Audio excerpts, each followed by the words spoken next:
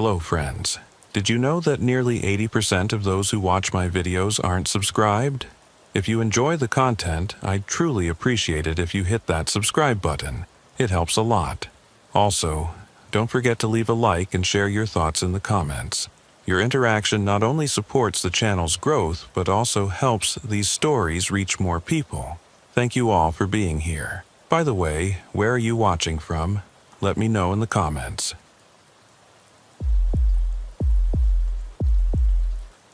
The first thing you learn about maximum security is that every conversation matters. Every glance, every gesture, every moment of silence can be loaded with meaning that determines whether you go home safely at the end of your shift. The second thing you learn is that some inmates can make you question everything you thought you knew about human nature. My name is Officer Michael Torres, and I've been working at Blackwater Maximum Security Correctional Facility for 11 years. I've dealt with murderers, rapists, gang leaders, and psychopaths. I've been threatened, assaulted, and manipulated by some of the most dangerous individuals in the state penal system. But in all those years, I'd never encountered anyone like inmate 47,291, a man named Dr. Jonathan Kane. Dr. Kane arrived at Blackwater on a Tuesday morning in September, transferred from federal custody after being convicted of multiple counts of aggravated sexual assault, child endangerment, and conspiracy charges related to his operation of what the media had called one of the most sophisticated predator networks in modern history.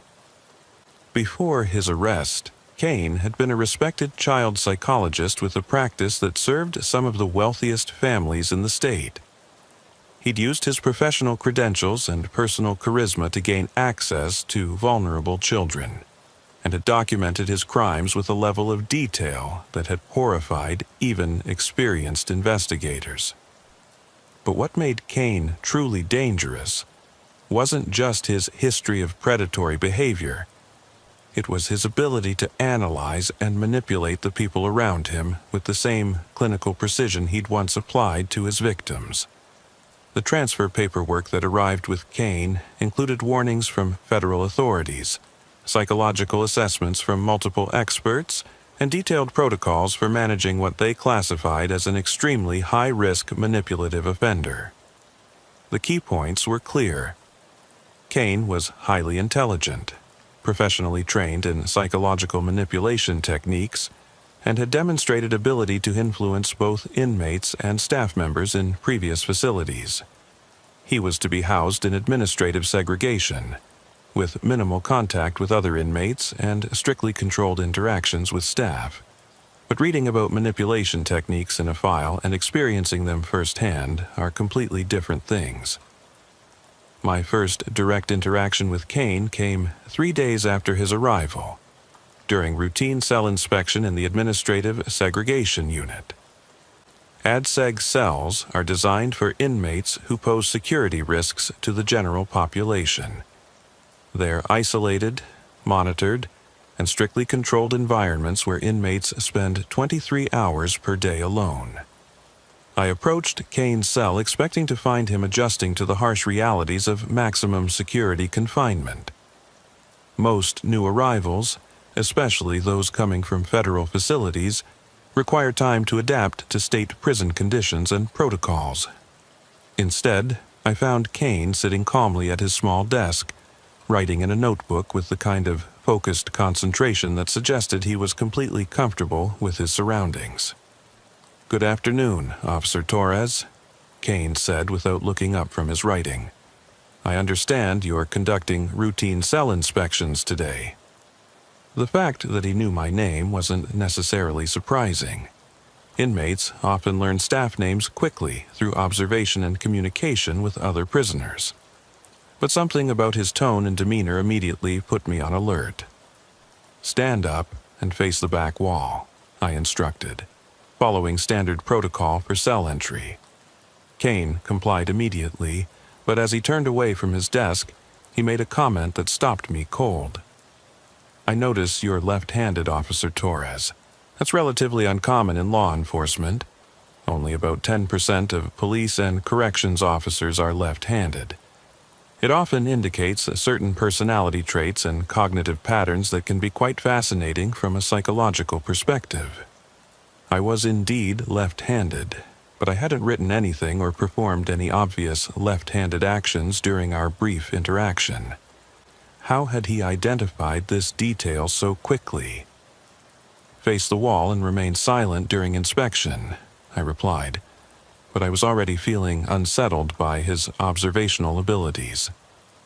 As I conducted the cell search, Kane continued making casual comments that demonstrated an unsettling level of insight into details I hadn't realized I was revealing. "The slight favoring of your right leg suggests an old injury, possibly sports-related, given your approximate age and physical build.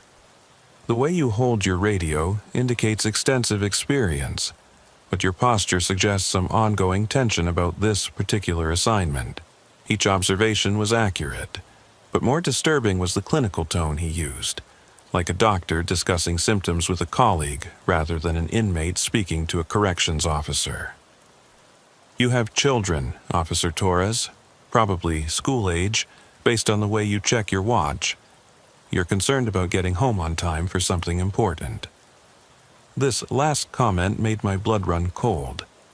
I did have 2 children, 8 and 10 years old, and I was indeed concerned about getting home in time for my daughter's soccer practice.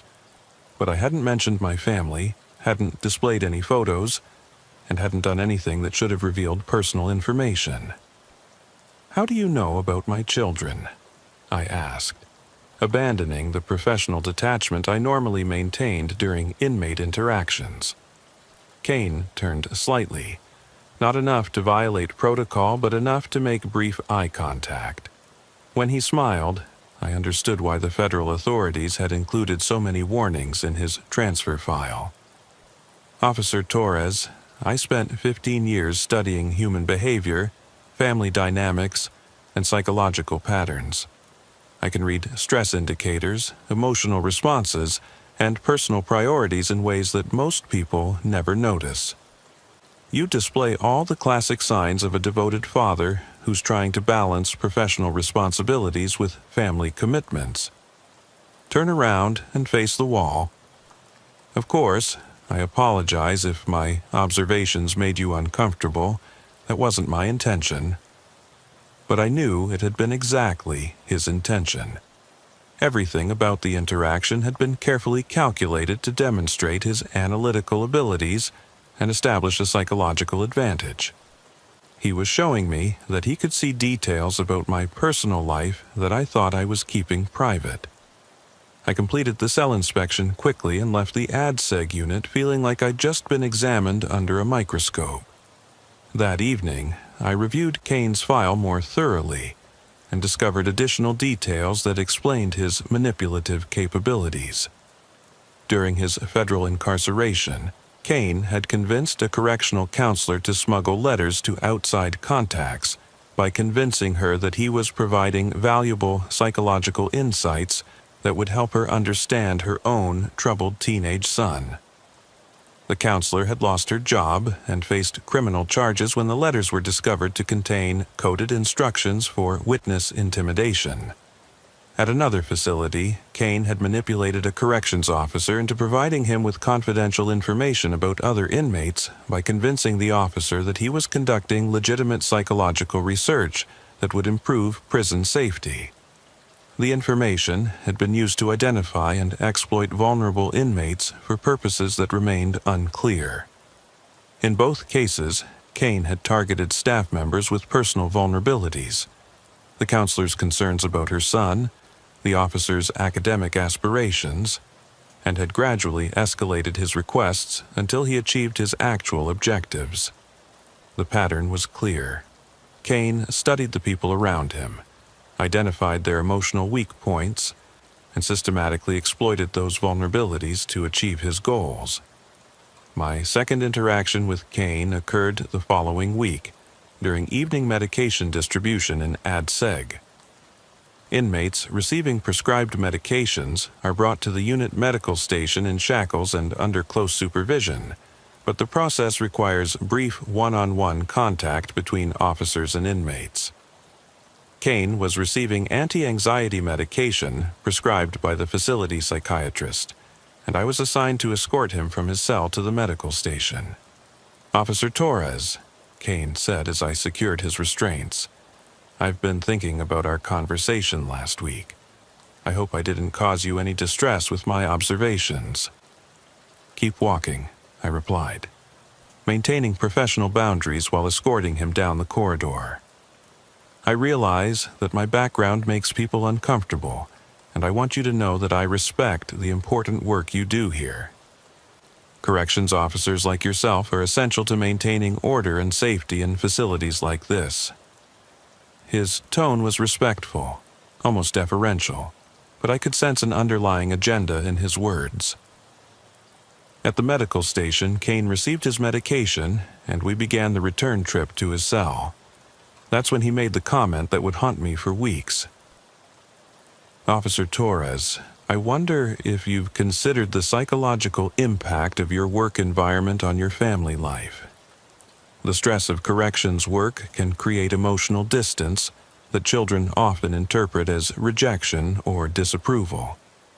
I stopped walking. "What did you just say?" "I'm simply observing that your daughter, the one who plays soccer, might be experiencing some confusion about why her father seems distant lately.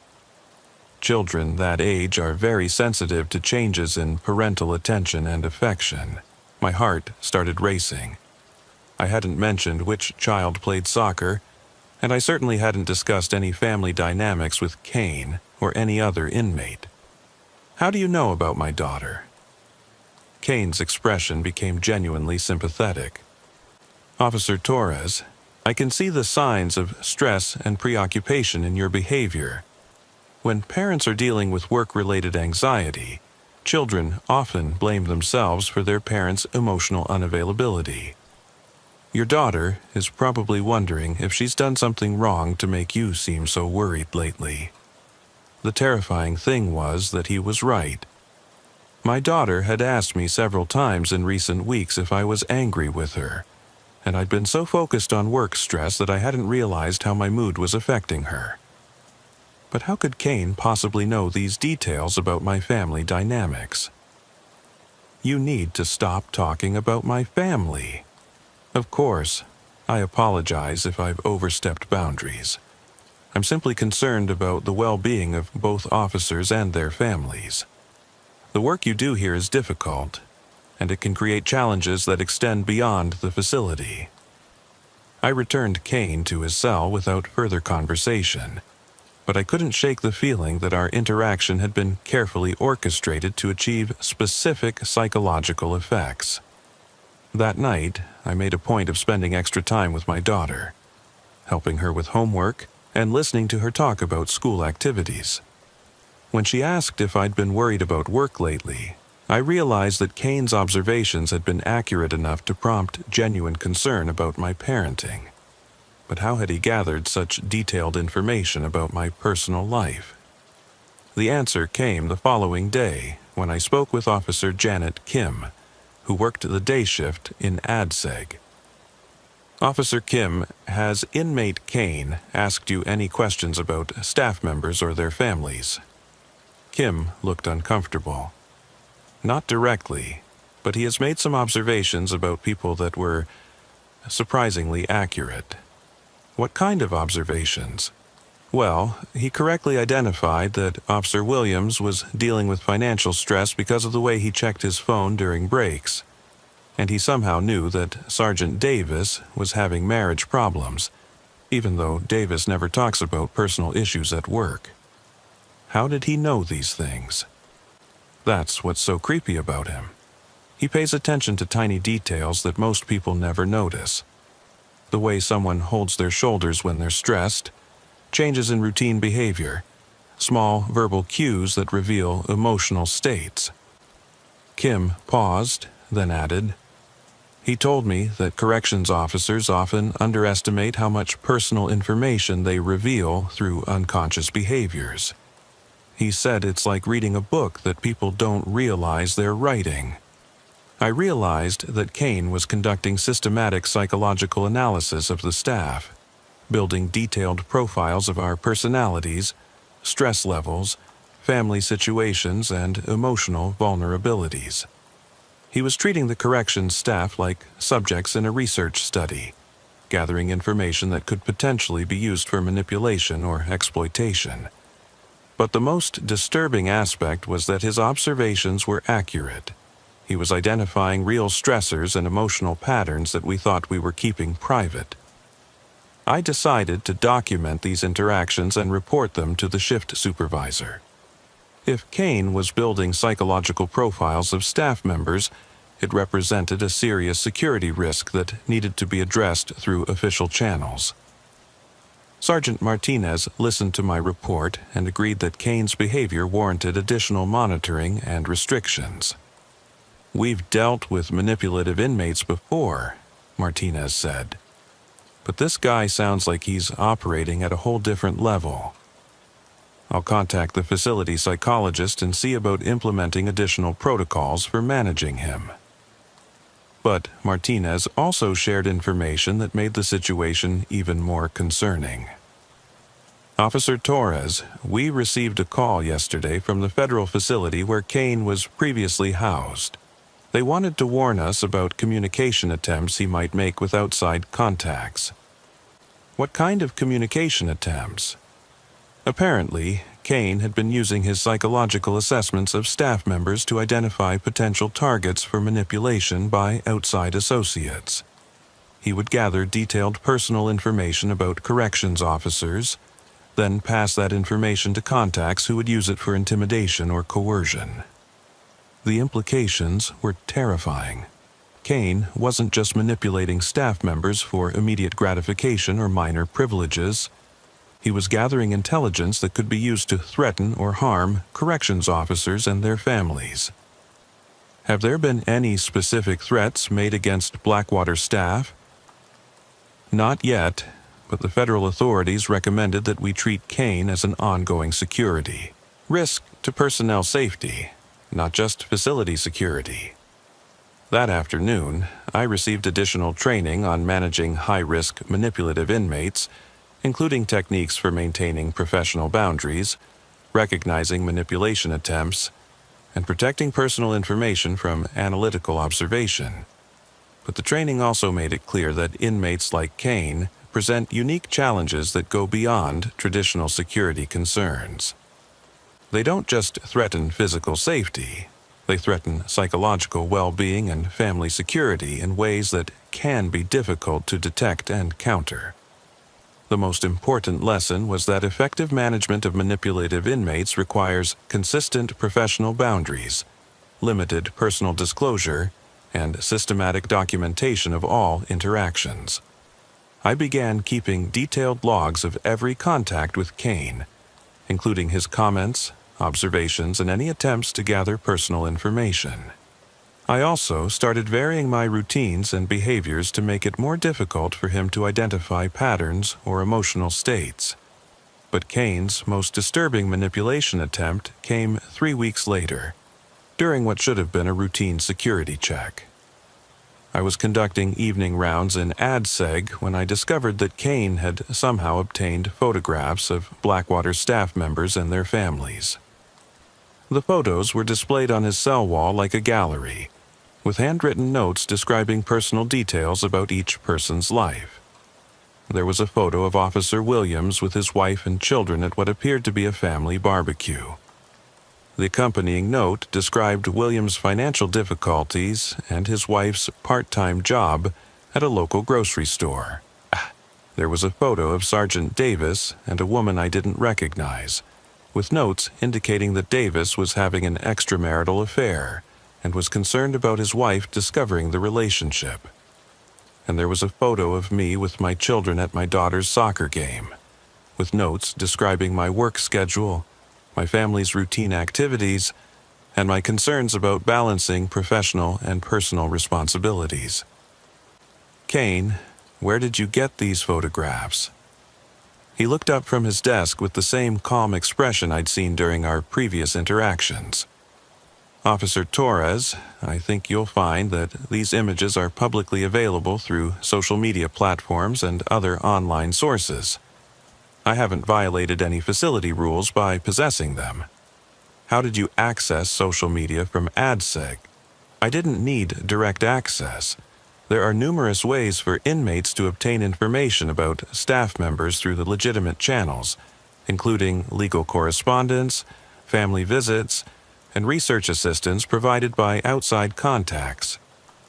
The photos had been printed on standard paper using what appeared to be a regular inkjet printer. Someone outside the facility had gathered the images and personal information, then found a way to smuggle the printed materials to Kane. But the most chilling aspect was the level of detail in the handwritten notes. The information about staff members' personal lives, family relationships, and private concerns was accurate enough to suggest extensive surveillance and investigation. Kane, you need to explain how you obtained these materials and who provided them to you.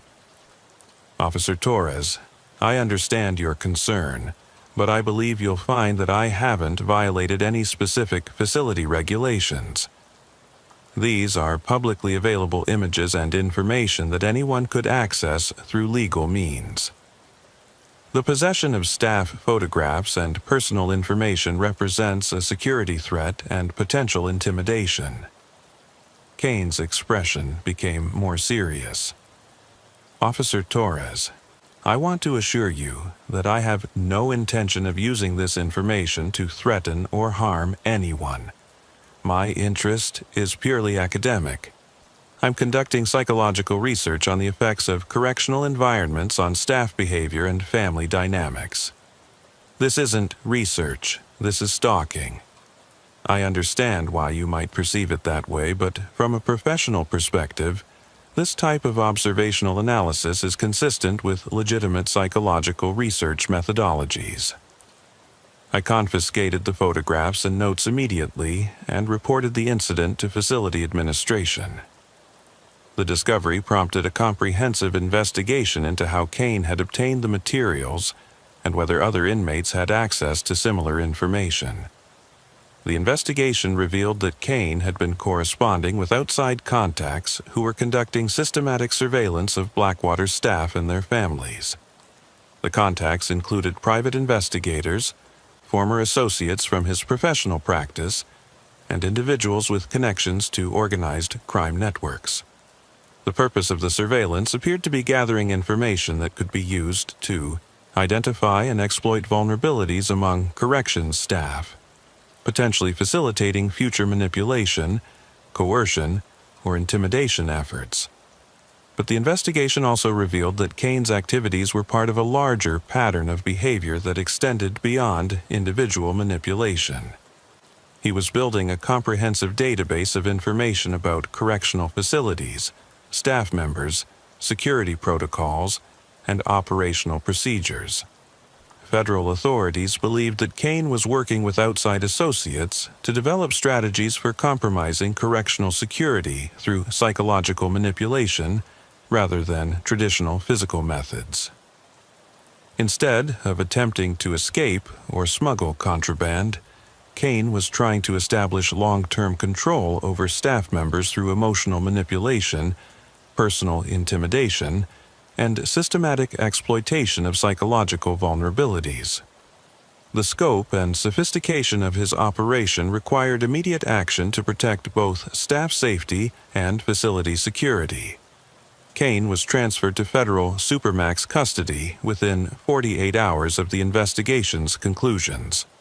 He was classified as a national security risk due to his potential for coordinating criminal activities through psychological manipulation of correctional personnel. But before his transfer, Kane requested a final meeting with me to discuss what he called professional matters. Against my better judgment, I agreed to the meeting, which took place in the facility's secure interview room with multiple supervisors present and all conversations recorded. "Officer Torres," Kane began, "I want you to understand that everything I've done here has been part of a legitimate research project designed to improve correctional security and staff safety. Research doesn't involve stalking staff members and their families. You're right to be concerned about the methods, but I want you to consider the results. How much did you learn about security vulnerabilities and personal safety risks through our interactions? He was referring to the fact that his manipulation attempts had exposed weaknesses in our protocols for protecting staff personal information and maintaining professional boundaries with high-risk inmates. My analysis of staff behavior patterns revealed serious security gaps that could be exploited by inmates with malicious intent. The photographs and personal information I obtained demonstrated how easily corrections officers can be targeted through social media surveillance and public records research. That doesn't justify your actions. Perhaps not, but it does provide valuable insights into how facilities like Blackwater can improve security protocols and staff training to prevent more dangerous forms of manipulation. Kane spent the remainder of the meeting describing specific vulnerabilities he'd identified in Blackwater's operations, including inadequate social media security training for staff, insufficient monitoring of inmate correspondence with outside contacts, and gaps in background investigation procedures for identifying high-risk manipulative offenders. His observations were accurate and potentially valuable for improving facility security, but they were also deeply unsettling because they demonstrated the extent to which he'd analyzed our operations during his brief stay. Officer Torres, I want you to know that I respect the work you do and the challenges you face. My methods may have been inappropriate, but my goal was to identify ways to make your job safer and more effective. By threatening my family, I never threatened anyone. I gathered information and made observations, but I never used that information to harm or intimidate anyone. The possession of family photographs is intimidation, whether you intended it that way or not. Kane nodded slowly. You're absolutely right, and I apologize for the distress I caused. I hope you'll consider my findings when developing future security protocols, even if you can't approve of my methods. After Kane's transfer, Blackwater implemented comprehensive security improvements based on the vulnerabilities he'd identified. These included enhanced social media training for all staff, stricter protocols for monitoring high-risk inmate communications, and improved procedures for conducting psychological assessments of manipulative offenders. But the experience also had lasting personal effects that extended beyond professional lessons learned. I found myself constantly checking social media privacy settings, varying my family's routine activities, and maintaining heightened awareness of personal information that might be visible to external observers. My children asked why I seemed more worried about their safety, and I struggled to explain the security concerns without frightening them unnecessarily. The psychological impact of being targeted by a sophisticated manipulator created ongoing stress that affected both my work performance and family relationships. I received counseling through the Employee Assistance Program, which helped me process the experience and develop strategies for managing the residual anxiety and hypervigilance. But the most important lesson was understanding that some inmates represent threats that go beyond physical violence or traditional security risks. Manipulative offenders like Kane can cause significant psychological harm through systematic exploitation of personal vulnerabilities, and they can continue to pose risks even when they're physically contained within secure facilities. Effective management of these individuals requires specialized training, enhanced security protocols, and ongoing support for staff members who may be targeted for manipulation. The corrections profession needs to develop better understanding of psychological manipulation techniques and more comprehensive strategies for protecting staff from non-physical threats to their safety and well-being. Dr. Jonathan Kane taught me that predators don't stop being predators when they're incarcerated. They adapt their methods to new environments and continue pursuing their objectives through whatever means are available to them. In a correctional setting, Those means often involve psychological manipulation of the people responsible for their custody and supervision. The key to protecting yourself and your colleagues is recognizing that manipulation is a form of assault that can be just as damaging as physical violence, and that professional boundaries are essential tools for maintaining both personal safety and institutional security. Some inmates will always be looking for ways to exploit weaknesses and gain advantage over the people around them. The best defense is understanding their methods, maintaining consistent professional standards, and never underestimating their ability to cause harm through means that don't involve physical force. Dr. Kane is currently serving his sentence in federal supermax custody, where his contact with staff and other inmates is strictly limited and monitored. But the techniques he demonstrated at Blackwater continue to influence our training programs and security protocols. Sometimes, the most dangerous predators are the ones who never raise their voices or make physical threats. They're the ones who study you, understand you, and use that understanding to compromise your safety in ways you never saw coming. And they're the ones who remind you that in corrections work, your mind is just as important as your body when it comes to staying safe and doing your job effectively. The photographs on Kane's cell wall were more than just an intimidation tactic.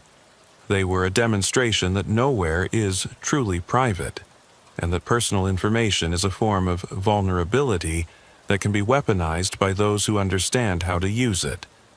That's a lesson that extends far beyond correctional facilities, but it's one that corrections officers need to take seriously if they want to protect themselves and their families from predators who never stop hunting, even from behind bars. The fluorescent lights in Block D never quite worked right after midnight. They'd flicker just enough to make you question whether what you saw in the shadows was real or just your imagination playing tricks after too many hours of staring down empty corridors. My name is Officer Jake Morrison, and I've been working the graveyard shift at Riverside Federal Correctional for 8 years. The night shift pays more than days, hazard pay they call it. But after what happened during my rotation in October, I understand why they need to incentivize people to work these hours. Some things only happen in the dark. It started on a Tuesday, October 3rd, at exactly 2:17 a.m. I remember the time precisely because I was checking my watch, counting down the minutes until my next security round, when I heard it for the first time. Singing. Not loud singing. More like humming, actually. A low, melodic sound that seemed to drift through the ventilation system. At first, I thought it might be coming from one of the inmates' cells. Some guys deal with the stress of incarceration by humming or singing to themselves, especially during the long, quiet hours of the night. But this was different. The melody was complex, almost haunting, and it seemed to be coming from everywhere and nowhere at once. When I tried to pinpoint the source, the sound would fade, only to resume moments later from what seemed like a completely different direction. I keyed my radio to check with the other night shift officers. Control, this is Morrison in Block D. Anyone else hearing unusual sounds in their sectors? Negative, Morrison. What kind of sounds? Humming or singing. Sounds like it's coming through the vents. Could be the HVAC system acting up again. Maintenance has been having issues with vibrations in the ductwork. Keep monitoring and report if it continues. But I knew the difference between mechanical vibrations and human vocalization. This was definitely someone singing, and the melody was too structured, too intentional to be random noise from the building systems. I continued my rounds, walking the length of Block D's main corridor and checking each cell through the narrow observation windows. All 48 inmates appeared to be asleep in their bunks. No movement, no suspicious activity, no indication that anyone was awake, let alone singing. But the humming continued, following me as I walked. By the end of my shift at 6 a.m., the sound had stopped, and I almost convinced myself that control had been right about the HVAC system. Almost. The second incident happened 3 nights later, Friday, October 6th, during what should have been the quietest part of my shift. I was conducting my 3 a.m. security check when I noticed that cell D23 was darker than usual. Each cell has a small security light that remains on throughout the night, bright enough for officers to see inside during checks, but dim enough to allow inmates to sleep. But D23 was almost completely dark. I approached the cell and peered through the observation window. Inmate Rodriguez, serving a 5-year sentence for drug trafficking, was lying in his bunk facing the wall. Nothing unusual there, but something about the quality of darkness in his cell bothered me. I pulled out my flashlight and directed the beam through the window. That's when I saw that Rodriguez had somehow covered the security light with what looked like pieces of torn bedsheet. Covering or tampering with cell lighting is a serious violation that can indicate escape planning or other prohibited activities. I keyed my radio. Control, this is Morrison. I need backup for a cell inspection in D23. Inmate has tampered with security lighting. Copy, Morrison. Officer Williams en route. While I waited for backup, I continued observing D23. Rodriguez hadn't moved, but something felt wrong about his positioning. He was lying too still, too perfectly positioned. In 8 years of night shift work, you learn to recognize the difference between genuine sleep and someone pretending to be asleep. Officer Williams arrived within minutes, and we followed standard protocol for cell entry. Williams positioned himself at the door while I worked the electronic lock system. "Rodriguez," I called out as the door slid open. "Step away from your bunk and face the back wall." No response. "Rodriguez, this is a direct order. Move away from your bunk immediately." Still nothing. Williams and I exchanged glances. An unresponsive inmate could indicate medical emergency, but it could also indicate resistance or preparation for assault. We had to treat it as a potential threat until proven otherwise. "Rodriguez, if you do not respond immediately, we will enter your cell and physically restrain you."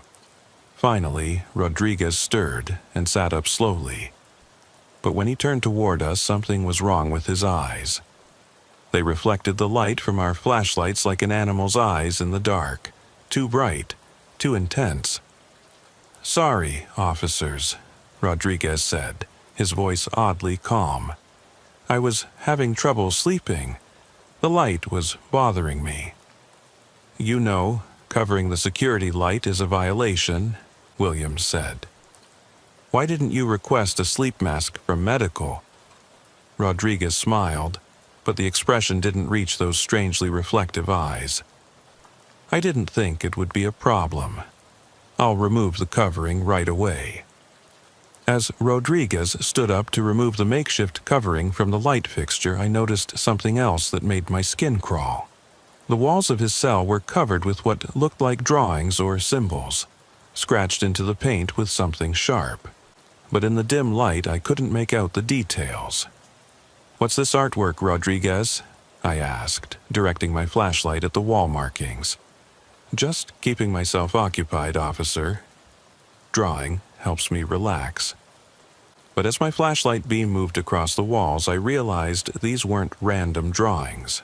They were symbols, geometric patterns, repeated designs that looked almost ritualistic.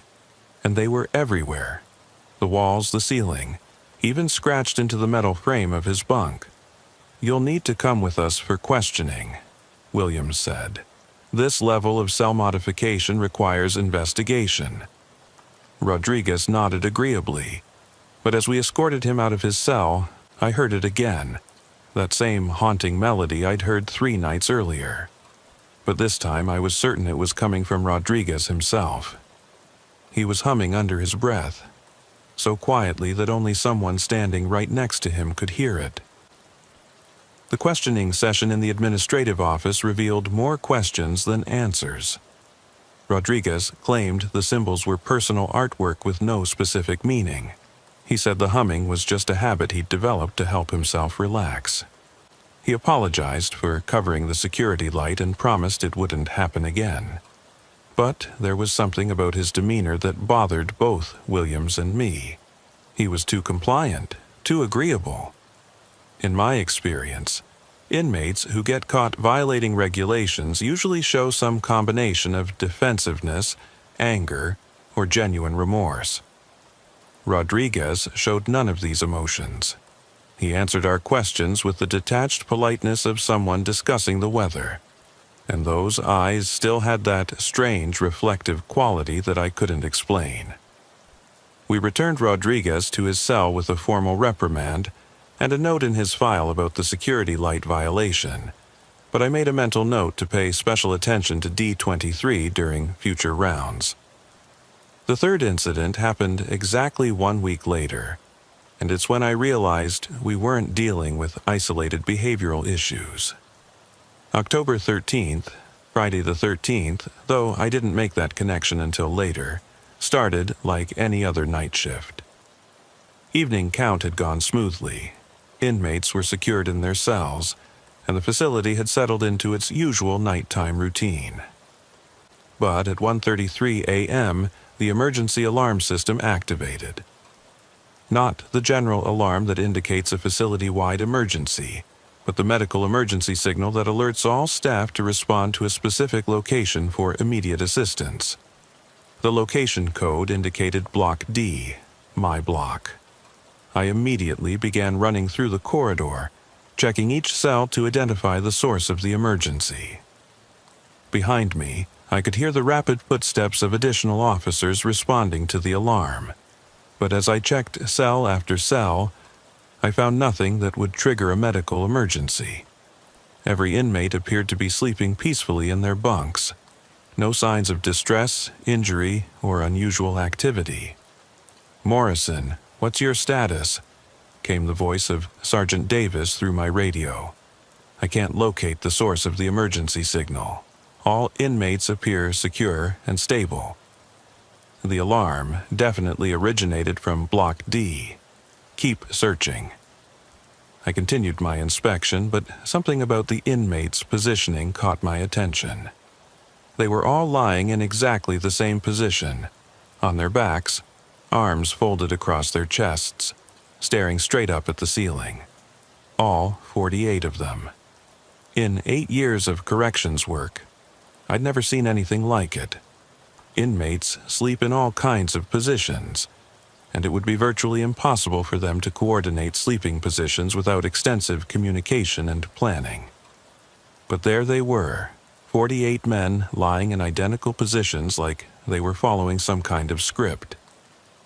"Davis, this is Morrison. I need you to see this." When Sergeant Davis arrived with backup officers, we conducted a more thorough inspection of Block D. What we discovered defied explanation. Every inmate was indeed lying in the identical position, but they weren't asleep.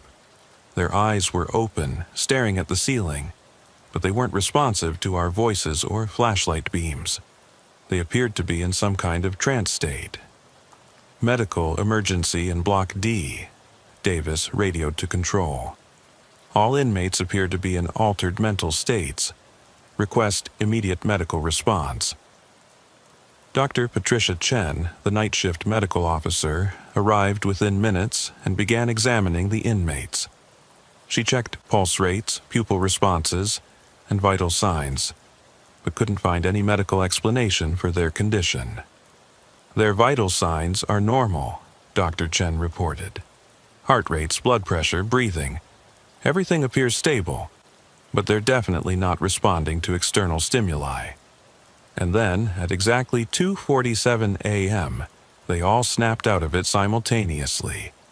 Every inmate blinked, sat up, and looked around with expressions of confusion and disorientation. They responded normally to our questions, claimed they didn't remember anything unusual, and insisted they'd been sleeping normally. But I noticed something that Dr. Chen missed. As each inmate sat up and returned to normal behavior, They all hummed the same brief melody under their breath, the same haunting tune I'd been hearing for weeks. The investigation that followed involved reviewing security camera footage, interviewing inmates, and consulting with mental health professionals. But the cameras showed nothing unusual, just inmates lying in their bunks in normal sleeping positions. The footage didn't capture the synchronized positioning that all 4 officers had witnessed firsthand. The inmates' stories were consistent. They remembered going to sleep normally and waking up to find officers in their cells. No shared dreams, no memories of unusual experiences, no explanation for what we'd observed. But the official investigation missed several important details that I documented in my personal notes. First, the emergency alarm had activated without any staff member triggering it. The system showed that the signal had originated from within Block D, but there was no record of anyone pressing an emergency button or activating any alarm mechanism. Second, the security footage showed a gap. Exactly 14 minutes of missing recording time between 1:33 a.m. and 1:47 a.m. The system recorded this as a routine maintenance cycle, but no maintenance had been scheduled. Third, in the days following the incident, several inmates requested transfers to different cell blocks. When asked why, they gave vague explanations about bad dreams and strange feelings in Block D. But the most disturbing detail came from my own observations during subsequent night shifts. The humming had stopped completely. Whatever had been happening in Block D, the synchronized incident seemed to mark the end of it. Or so I thought. 4 weeks later, November 10th, I received a call from Officer Martinez, who had taken over some of my former shifts when I requested a transfer to day duty. "Morrison, I need to ask you about something weird. You ever notice anything unusual about the inmates in Block D during night shifts?" My blood ran cold. What kind of unusual? Well, last night around 2 a.m., I started hearing this humming sound coming through the vents. Sounded like someone singing, but I couldn't figure out where it was coming from. I met Martinez for coffee after his shift, and he described experiences that were nearly identical to mine: the unexplained humming, strange behavior from inmates, and an overall feeling that something wasn't right about Block D during the overnight hours. But there was one detail that Martinez mentioned that I'd never experienced. The strangest part, he said, was that I kept feeling like someone was watching me. Not the inmates, they were all asleep, but like someone else was walking the corridors with me. "Did you see anyone?" "Not exactly, but a couple of times I caught glimpses of movement in my peripheral vision. When I'd turned to look, there was nothing there. But the security cameras kept picking up motion alerts in areas where I knew no one was present." That's when I realized that whatever had been happening in Block D hadn't ended with the synchronized incident.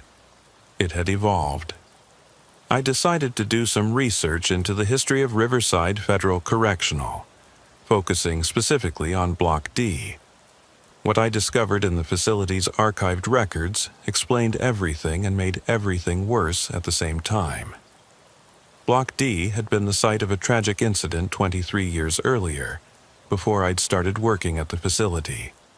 An inmate named David Chen, no relation to Dr. Patricia Chen, had died in cell D-23, the same cell that Rodriguez had been assigned to when I noticed the strange symbols on the walls.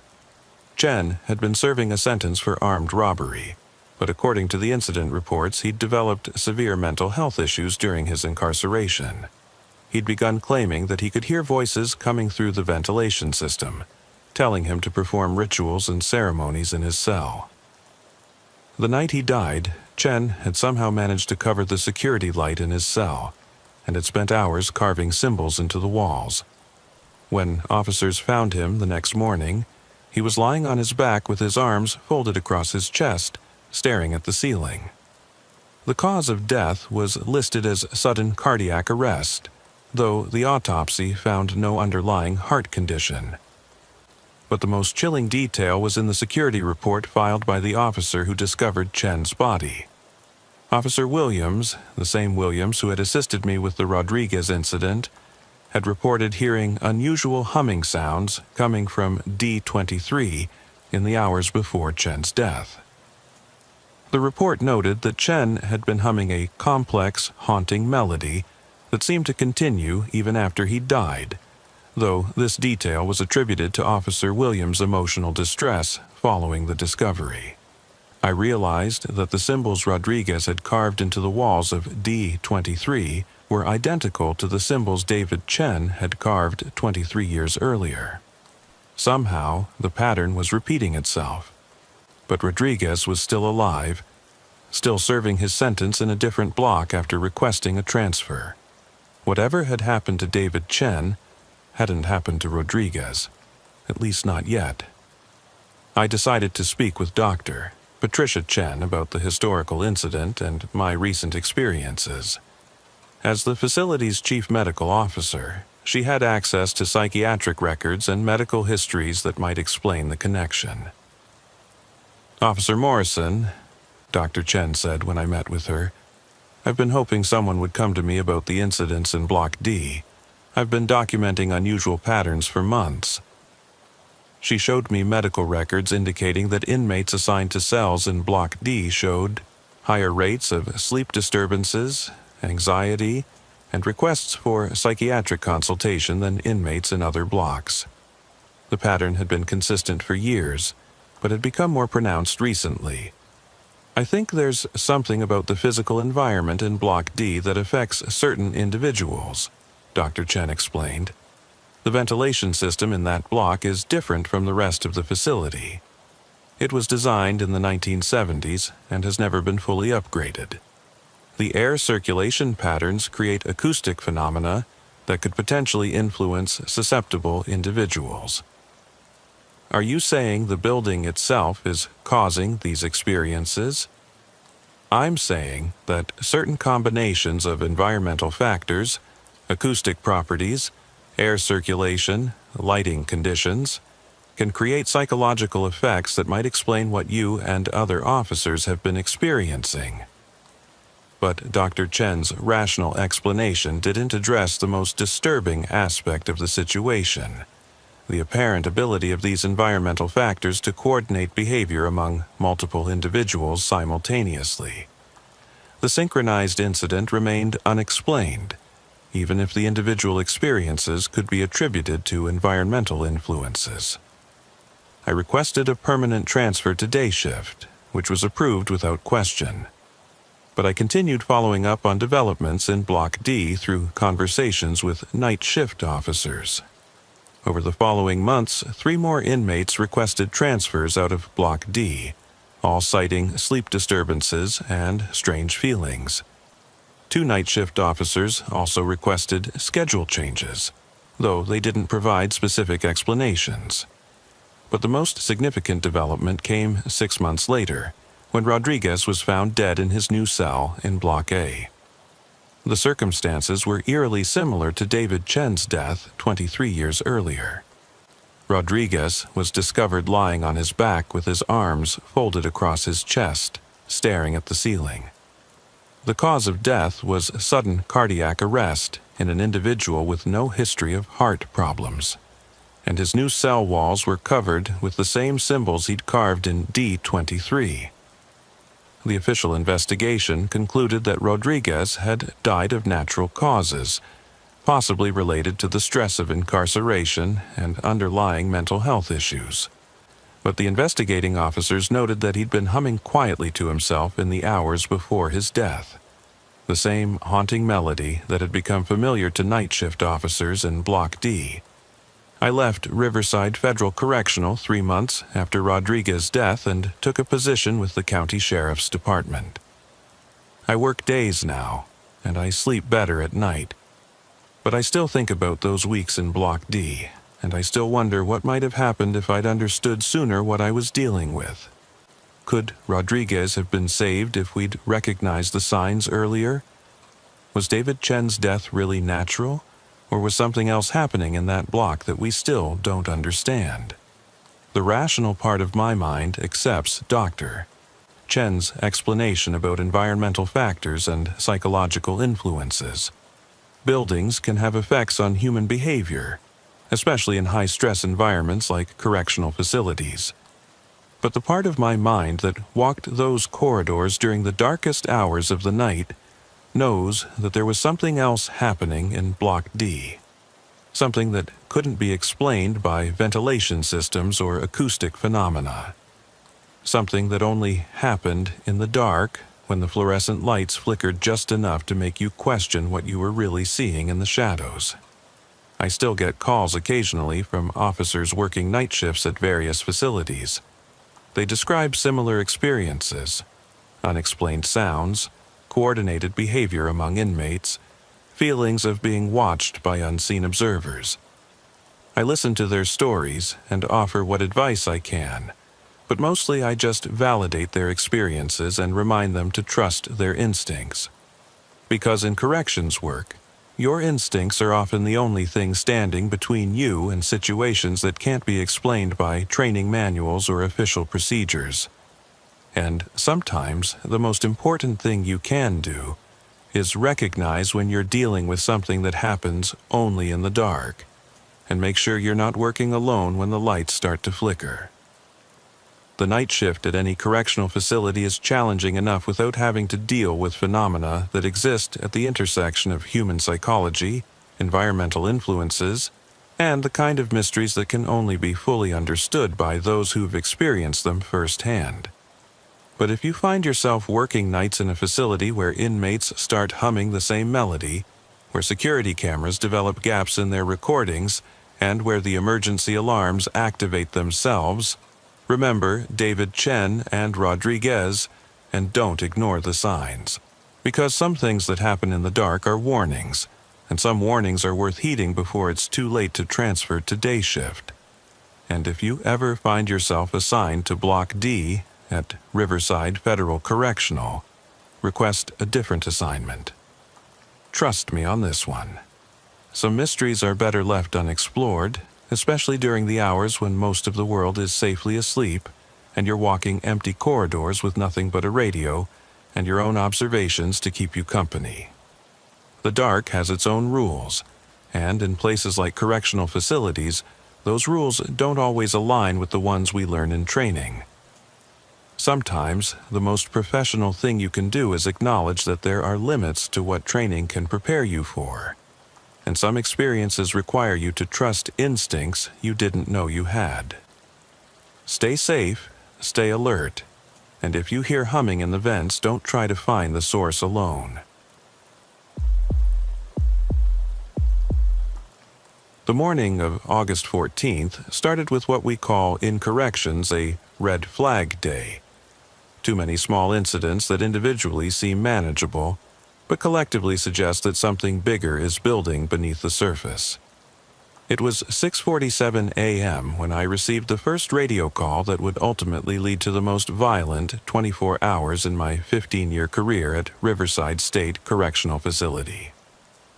Officer Williams to control. I need backup in the East Wing dining hall. Possible gang confrontation developing between tables 12 and 15. My name is Officer Patricia Williams, and I've been working general population housing units at Riverside for longer than I care to admit. I've seen gang tensions escalate into full-scale riots. I've witnessed stabbings over territory disputes that started with something as minor as disagreements about television channels, and I've learned to read the subtle signs that indicate when the delicate balance of power among inmate factions is about to shift dramatically. But the events of August 14th taught me that even 15 years of experience can't prepare you for what happens when multiple gang organizations decide to settle territorial disputes simultaneously. The confrontation in the dining hall involved members of two major gang factions that had been maintaining an uneasy truce for nearly 8 months. The East Side Diablos, a predominantly Hispanic organization with connections to drug trafficking networks throughout the Southwest, controlled approximately 30% of the contraband trade within Riverside. The Iron Brotherhood, a white supremacist organization with ties to organized crime syndicates, controlled another 25% of illegal activities inside the facility. For months, these two groups had maintained separate territories within the general population housing units, with clearly defined boundaries and informal agreements about areas of operation. The Diablos controlled the eastern sections of housing blocks A and B, while the Iron Brotherhood dominated the western sections of blocks C and D. But territorial agreements in prison are fragile things, dependent on complex factors including leadership changes, external pressures from affiliated organizations outside the facility, and the constant competition for control over profitable illegal activities. The incident in the dining hall started when Jesus Spider Morales, a high-ranking Diablos member, sat at a table that had traditionally been considered neutral territory, but was adjacent to an area where Iron Brotherhood members typically congregated. Under normal circumstances, this might have been resolved through informal negotiation between gang leaders or minor posturing that would allow both sides to save face without escalating to violence. But these weren't normal circumstances. 2 weeks earlier, federal authorities had arrested several key figures in the Diablos' outside drug trafficking network, creating uncertainty about the organization's external support and financial resources. At the same time, the Iron Brotherhood had received new members transferred from facilities in other states, altering the internal power dynamics and creating pressure to demonstrate strength and territorial control. When I arrived at the dining hall with backup officers, I found 43 inmates standing motionless at their tables, all staring at the confrontation between Morales and Tommy Sledge Patterson, a prominent Iron Brotherhood enforcer. Neither man was speaking, but their body language indicated that verbal communication had already occurred and that the situation was escalating toward physical confrontation. "Gentlemen," I announced, projecting my voice across the dining hall, "return to your meals immediately. Any inmate who remains standing after this announcement will be escorted back to housing units." In most situations, this type of direct intervention would be sufficient to de-escalate tensions and prevent immediate violence. Gang members understand that confrontations in areas with heavy staff supervision typically result in disciplinary action that affects their ability to participate in profitable activities. But instead of complying with my instructions, both Morales and Patterson turned toward me with expressions that made my 15 years of experience scream warnings about imminent danger. "Officer Williams," Morales said, his voice calm, but carrying undertones that every corrections officer learns to recognize. "This is internal business that doesn't concern staff." "Everything that happens in this facility concerns staff," I replied, keying my radio for additional backup. "Both of you will return to your seats immediately, or you'll be removed from the dining hall." Patterson smiled, but there was nothing friendly about the expression. "Officer Williams, you might want to check with your supervisors before you get involved in something you don't understand." That's when I realized this confrontation wasn't spontaneous. It had been planned, timed, and positioned to occur in a way that would force staff to make decisions about intervention that could escalate or de-escalate broader tensions throughout the facility. Both gang leaders were testing staff response protocols and attempting to establish precedents for how future territorial disputes would be handled by corrections personnel. I radioed for immediate supervisor response and facility lockdown protocols, but before additional staff could arrive, the situation exploded into violence that spread throughout the dining hall in ways I'd never witnessed before. Morales made the first move, but not toward Patterson. Instead, he grabbed a plastic food tray and hurled it at an inmate sitting at table 9, a member of a smaller gang faction that had no apparent connection to the Diablos' Iron Brotherhood territorial dispute. The action was clearly intended to broaden the conflict beyond the two primary organizations and create chaos that would make it difficult for staff to identify the original source of violence. Within seconds, the dining hall erupted into a multi-faction brawl involving more than 60 inmates. Tables were overturned, food trays became weapons, and inmates who had been eating breakfast peacefully moments earlier were suddenly engaged in coordinated attacks against members of rival organizations. But this wasn't random violence or spontaneous fighting. It was organized, systematic, and clearly planned to achieve specific objectives related to territorial control and gang hierarchy. Control. This is Williams in the dining hall. We have a major disturbance involving multiple gang factions. I need immediate emergency response and facility lockdown. Copy, Williams. Emergency response team en route. All units implement immediate lockdown procedures.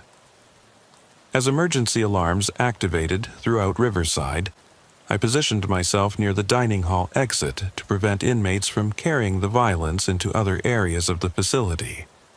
But what I observed during the next 10 minutes fundamentally changed my understanding of gang organization and territorial warfare within correctional environments.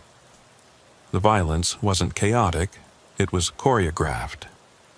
Different gang factions were attacking specific targets in coordinated patterns that suggested extensive pre-planning and communication. Inmates were using improvised weapons that had clearly been prepared and positioned in advance. And despite the apparent chaos, certain gang leaders remained uninvolved in direct fighting while directing the activities of their subordinates. Most importantly, the entire incident was being conducted in a way that would be difficult for staff to document accurately or attribute responsibility to specific individuals. When the emergency response team arrived and began deploying chemical agents to disperse the fighting, the violence stopped as suddenly as it had begun. Inmates immediately moved away from each other, assumed non-threatening positions, and began complying with staff instructions as if nothing had happened. But the aftermath revealed the true scope of what had occurred. 17 inmates required medical attention for injuries ranging from minor cuts and bruises to serious trauma requiring hospitalization. The dining hall sustained significant damage, with broken furniture, damaged fixtures, and evidence of systematic destruction that exceeded normal riot damage. More significantly, when we conducted individual interviews with inmates involved in the incident, we discovered that the territorial boundaries within the facility had been fundamentally altered during the 10 minutes of violence. The Diablos had expanded their control to include areas previously considered neutral territory. The Iron Brotherhood had established new claims to sections of the facility that had been controlled by smaller gang factions, and several minor organizations had been effectively eliminated as independent entities, with their members forced to align with larger groups for protection. The dining hall incident had been a territorial war fought and concluded in less than 15 minutes, with results that would affect power dynamics within Riverside for months to come. But the investigation that followed revealed even more disturbing aspects of the gang organization's planning and coordination capabilities. Detective Ray Martinez from the State Gang Intelligence Unit arrived at Riverside that afternoon to assist with the investigation. Detective Martinez had been tracking gang activities at multiple correctional facilities throughout the state, and had developed expertise in analyzing the organizational structures and territorial strategies employed by various criminal organizations. "Officer Williams," Detective Martinez said as we reviewed security footage of the dining hall incident, "what you witnessed today wasn't just a territorial dispute. It was a coordinated reorganization of gang territories that's been planned for weeks, possibly months." He showed me intelligence reports indicating that similar incidents had occurred at 3 other state facilities during the previous month, all involving conflicts between the same gang organizations and all resulting in territorial redistributions that followed nearly identical patterns. These organizations are coordinating activities across multiple facilities through communication networks that we're still trying to understand. The dining hall incident at Riverside was part of a statewide effort to establish new territorial boundaries and eliminate smaller gang factions that have been interfering with larger criminal enterprises. The implications were staggering.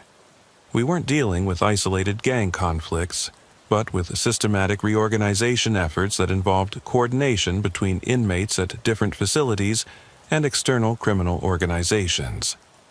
Detective, are you saying that gang members are communicating between facilities to plan coordinated territorial wars? That's exactly what I'm saying.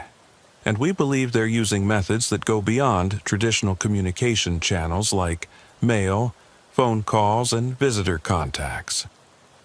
Detective Martinez explained that intelligence analysis suggested gang organizations were using coded messages embedded in legal documents, coordinated social media activities by family members and associates, and sophisticated manipulation of routine administrative procedures to facilitate inter-facility communication.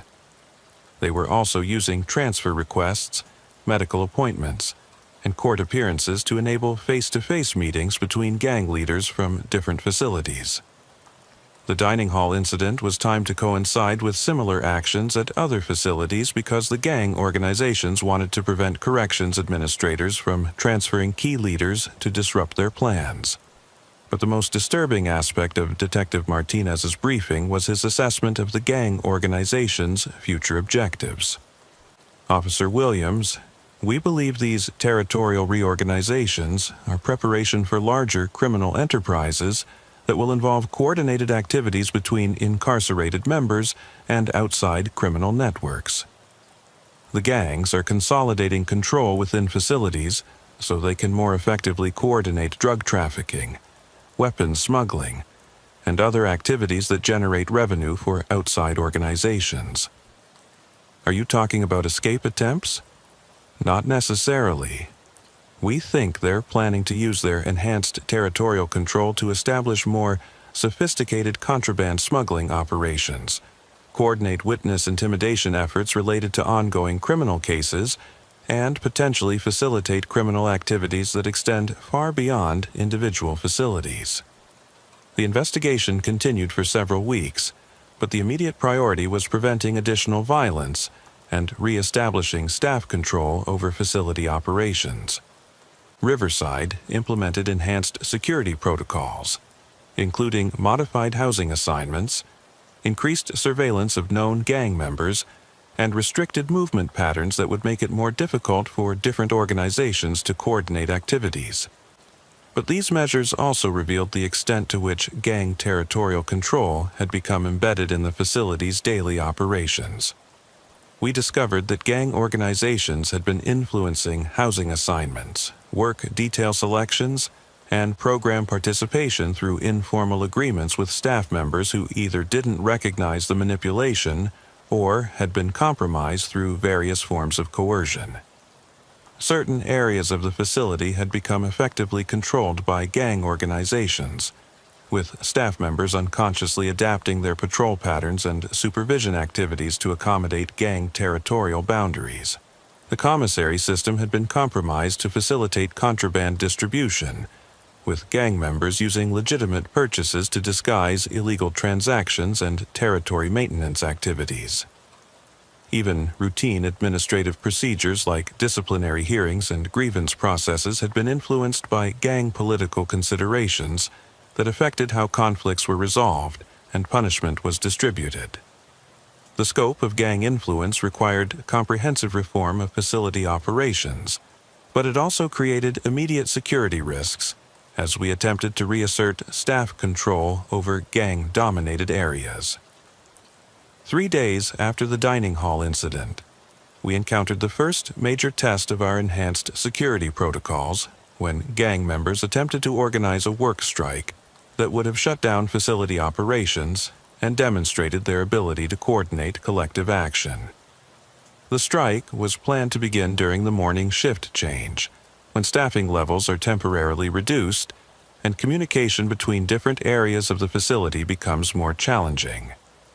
but our enhanced surveillance protocols detected unusual communication patterns among known gang members in the hours before the planned strike, and we were able to implement preemptive lockdown procedures that prevented the coordinated action. The failed strike attempt revealed additional details about gang communication methods and organizational structures that helped us develop more effective countermeasures. We learned that gang leaders were using coded verbal messages during routine activities like meal service and recreational periods to coordinate complex activities without creating written evidence or using monitored communication channels. They were also using manipulation of routine behavioral patterns, changes in seating arrangements, variations in daily routines, and subtle modifications of normal interactions to convey information and instructions to other gang members. Most significantly, we discovered that gang organizations had been recruiting inmates who weren't traditional gang members to serve as communication intermediaries and operational support personnel. These recruited inmates included individuals serving sentences for nonviolent crimes who had been coerced or incentivized to participate in gang activities without formal membership in criminal organizations. The recruitment strategy allowed gang organizations to extend their influence throughout the facility while maintaining plausible deniability about the scope of their operations. But it also meant that our traditional approaches to gang management, focusing on known gang members and documented organizational affiliations, were insufficient for addressing the actual extent of gang influence within the facility. The enhanced security protocols required ongoing modification and adaptation as we learned more about gang organizational strategies and communication methods. We implemented new procedures for monitoring routine activities that might disguise gang coordination efforts. We revised housing assignment policies to disrupt established territorial boundaries and communication networks. We enhanced training for staff members to recognize subtle indicators of gang influence and manipulation. But the most important change was developing understanding that gang territorial control in correctional facilities is dynamic, adaptive, and constantly evolving in response to staff countermeasures and external pressures. The dining hall incident had been a dramatic demonstration of gang organizational capabilities, but it was also part of an ongoing territorial warfare that continues regardless of specific incidents or staff interventions. 6 months after the August 14th incident, Detective Martinez returned to Riverside to brief us on the results of the statewide gang intelligence investigation. Officer Williams, the coordinated territorial reorganizations we identified have been largely successful from the gang's perspective. They've established enhanced control over contraband distribution networks, eliminated smaller criminal organizations that were competing for resources, and created more efficient communication systems between incarcerated members and outside criminal enterprises. Are you saying our security enhancements didn't work?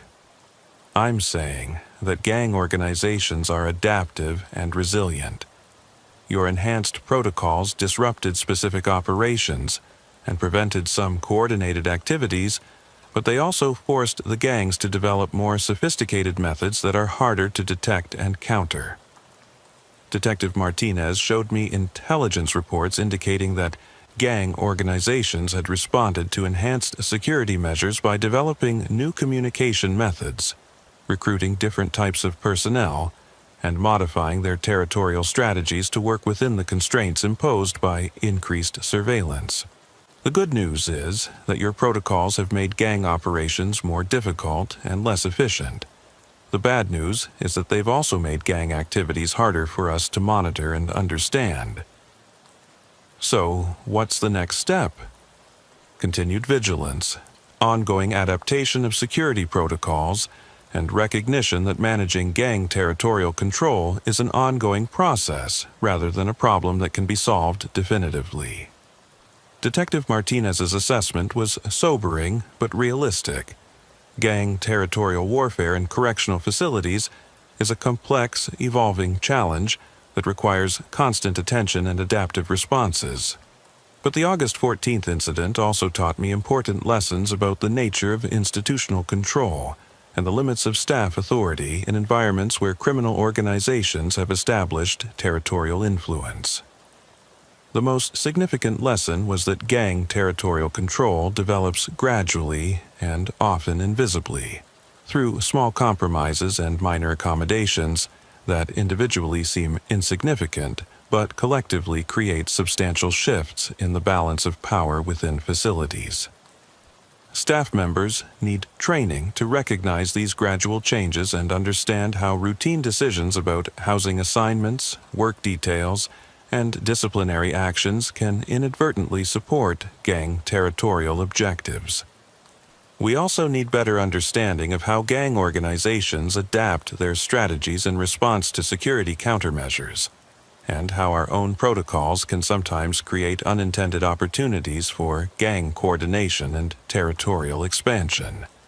The dining hall incident was dramatic and violent, but it was also the culmination of months of subtle territorial maneuvering that had occurred largely without staff awareness or intervention.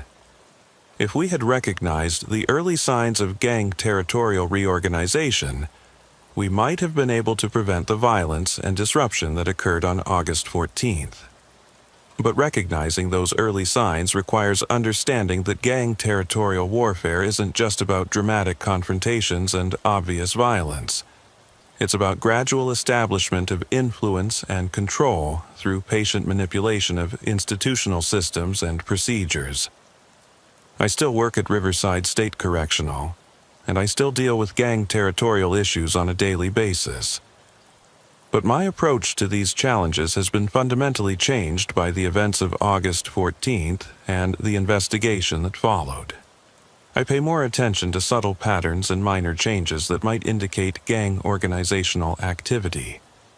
I'm more skeptical of routine explanations for unusual inmate behavior or administrative irregularities. And I'm more aware of how my own decisions and actions might inadvertently support gang territorial objectives. Most importantly, I understand that gang territorial control is an ongoing challenge that requires constant vigilance, adaptive responses, and recognition that criminal organizations are intelligent, resourceful, and constantly evolving their strategies. The breakfast that turned into a territorial war taught me that in corrections work, the most dangerous situations are often the ones that develop gradually and invisibly, until they explode into violence that seems sudden but was actually months in the making.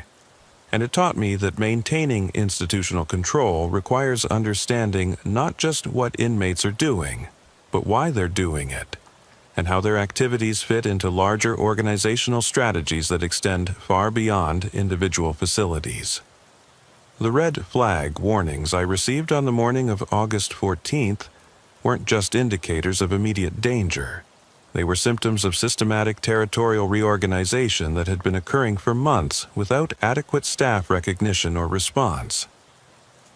Learning to read those symptoms accurately and understanding their implications for facility security and staff safety is one of the most important skills a corrections officer can develop.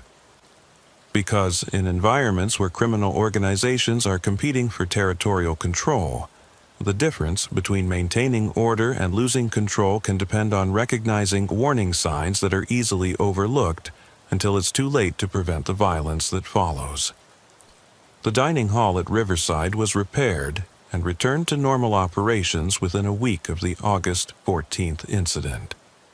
But the territorial boundaries established during those 10 minutes of coordinated violence continue to influence daily operations and security considerations more than a year later. Gang territorial control isn't just about specific incidents or dramatic confrontations. It's about ongoing organizational strategies that affect every aspect of facility operations, from housing assignments to work details to disciplinary procedures. Understanding and managing these strategies requires recognition that gang organizations are sophisticated criminal enterprises with long-term objectives, adaptive capabilities, and substantial resources for achieving their goals. The breakfast riot was just one battle in an ongoing territorial war that continues every day, fought with methods that are often subtle and difficult to detect, but no less significant for their lack of obvious drama. And every corrections officer needs to understand that they're not just managing individual inmates or isolated incidents, they're dealing with organized criminal enterprises that are constantly working to establish and maintain territorial control within the facilities where we work. The envelope appeared on my car windshield on a Tuesday morning in March, tucked neatly under the driver's side wiper blade. No postmark, no return address, just my name written in careful block letters across cream-colored paper that felt expensive between my fingers. Inside was a single photograph and a handwritten note. The photograph showed me leaving Westfield State Penitentiary the previous Friday, clearly taken from the employee parking lot. Nothing suspicious about that, except for the red circle drawn around the manila envelope I was carrying and the timestamp in the corner showing 11:47 p.m. The note was brief. "We need to talk. Commissary storage room. Thursday, 2 p.m. Come alone. A friend." My name is Officer Lisa Rodriguez, and I've been working corrections for 6 years. I've seen attempted bribes, I've witnessed intimidation tactics, and I've dealt with inmates who thought they could manipulate staff through various schemes.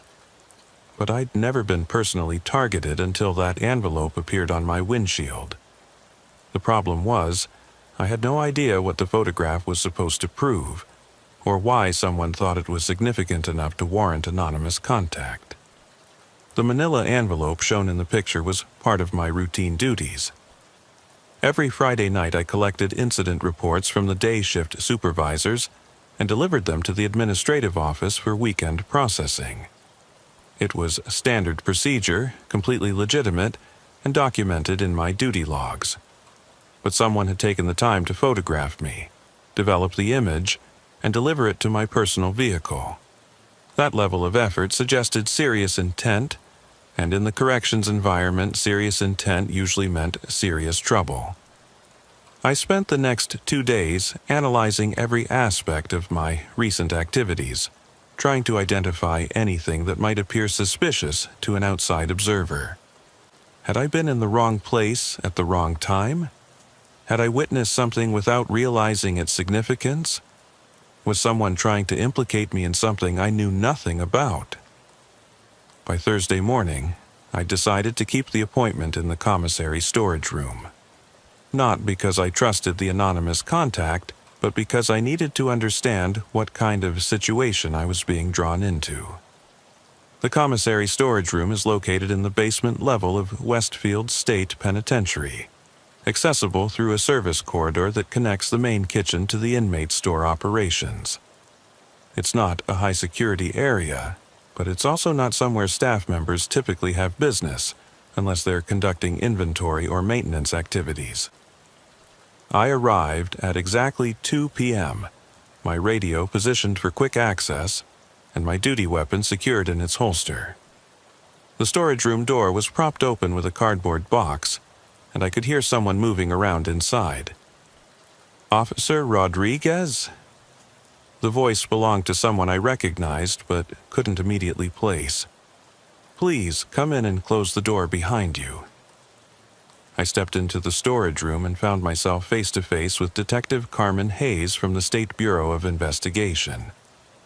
Detective Hayes had been involved in several corruption investigations at correctional facilities throughout the state, and her presence explained both the professional quality of the surveillance photograph and the serious implications of this meeting. "Detective Hayes," I said, closing the door but remaining near the exit. "I assume you're my anonymous contact.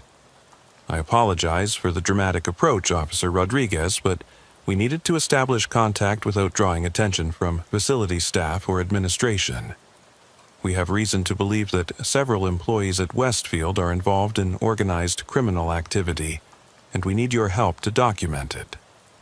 She handed me a folder containing additional photographs, documents, and what appeared to be financial records. The first photograph showed the same manila envelope from my windshield, but this image had been taken from a different angle and showed something I hadn't noticed in the original. In the background of the photo, barely visible in the shadows of the parking lot, was Assistant Warden Thomas Mitchell's personal vehicle. The timestamp showed that Mitchell had been in the facility at 11:52 p.m., 5 minutes after I'd left with the incident reports. "Officer Rodriguez, what time does your shift officially end on Fridays?" 10 p.m., I replied. "But I often stay late to complete paperwork and administrative tasks." "And what time did Assistant Warden Mitchell's shift end that Friday?" I thought about it. His regular hours are 8 to 5. He shouldn't have been in the facility at midnight unless there was an emergency. Detective Hayes opened the folder to reveal copies of electronic keycard logs, showing Mitchell's access to various secure areas of the facility during late-night hours over the past 6 months. The pattern was consistent. Mitchell would enter the facility between 11 p.m. and midnight on Fridays, access the administrative office, the commissary, and several other locations, then leave between 1 a.m. and 2 a.m. "We've been monitoring unusual financial transactions associated with several Westfield employees," Detective Hayes explained. "Deposits that don't match their salaries, purchases that exceed their reported income, and patterns of behavior that suggest organized criminal activity." She showed me bank records indicating that Mitchell had been making regular cash deposits of $3,000 to $5,000 every 2 weeks for the past 8 months. The deposits always occurred on Saturday mornings, less than 12 hours after his mysterious late-night visits to the facility. "We believe that someone inside Westfield is coordinating a network that involves smuggling contraband to inmates, facilitating unauthorized communications with outside contacts, and possibly manipulating disciplinary records and sentence calculations." The implications were staggering. If Detective Hayes was correct, we weren't dealing with isolated corruption incidents, but with a systematic operation that could affect the safety and security of the entire facility. "Why are you telling me this?" I asked. "And what does my Friday night paperwork have to do with any of it?" "Because we think you've been unknowingly documenting evidence of the operation. Those incident reports you collect every Friday contain information about disciplinary actions, cell assignments, visitor logs, and other data that could be valuable to someone running illegal activities inside the facility." She pulled out copies of incident reports I'd processed over the past 2 months, with certain entries highlighted in yellow. The highlighted sections showed patterns I'd never noticed. Inmates receiving unusually light sentences for serious infractions, cell transfers that didn't follow standard protocols, and visitor approvals that bypassed normal security screening procedures. We think Mitchell has been accessing these reports during his late-night visits and using the information to coordinate activities with outside contacts. But we need someone inside the facility to help us document the full scope of the operation. You want me to spy on my colleagues. We want you to help us identify criminal activity that's putting staff and inmates at risk. If our suspicions are correct, this network could be involved in drug smuggling, weapons trafficking, and other activities that create serious security threats. Detective Hayes showed me additional evidence that supported her theory. Cell phone records indicating that Mitchell had been receiving calls from known associates of organized crime families. Surveillance footage from outside the facility showing Mitchell meeting with individuals who had criminal records. Financial analysis suggesting that several Westfield employees were living beyond their legitimate means. Officer Rodriguez, we know this is a difficult position, but we also know that you have a reputation for integrity and professionalism. We need someone inside the facility who can observe and document without compromising the investigation. I asked for time to consider her request, and Detective Hayes agreed to give me 1 week to make a decision. But she also made it clear that the investigation would proceed with or without my cooperation, and that my continued safety might depend on my willingness to help identify the extent of the corruption network. I left the commissary storage room with more questions than answers, but with a growing understanding that my routine duties had somehow placed me in the middle of a serious criminal investigation. Over the next week, I began paying closer attention to patterns and behaviors I'd previously taken for granted. Mitchell's frequent after-hours presence in the facility, certain inmates receiving preferential treatment from specific staff members, unusual patterns in commissary orders and delivery schedules, small details that individually seemed insignificant, but collectively suggested organized coordination. The decision to cooperate with Detective Hayes wasn't difficult once I realized how many safety and security protocols were being compromised by the corruption network. But implementing that cooperation, without exposing myself to retaliation, required careful planning and constant vigilance. Detective Hayes provided me with a small digital recording device and a secure communication method that allowed me to report observations without using facility phones or email systems. She also briefed me on specific behaviors and patterns to watch for, and taught me techniques for documenting evidence without appearing to conduct surveillance. The first major breakthrough came 3 weeks later, during what should have been a routine cell inspection in Block C. I was conducting a scheduled search of Cell C-47, occupied by inmate Derek Thompson, serving a 6-year sentence for armed robbery. Thompson had always been a model prisoner, polite, compliant, and never involved in disciplinary incidents. But during the search, I discovered something hidden inside his mattress that changed everything. Wrapped in plastic and taped to the underside of the mattress springs was a cell phone, $400 in cash, and a small notebook containing what appeared to be detailed records of financial transactions. The phone was a violation that should have resulted in immediate disciplinary action and possibly additional criminal charges.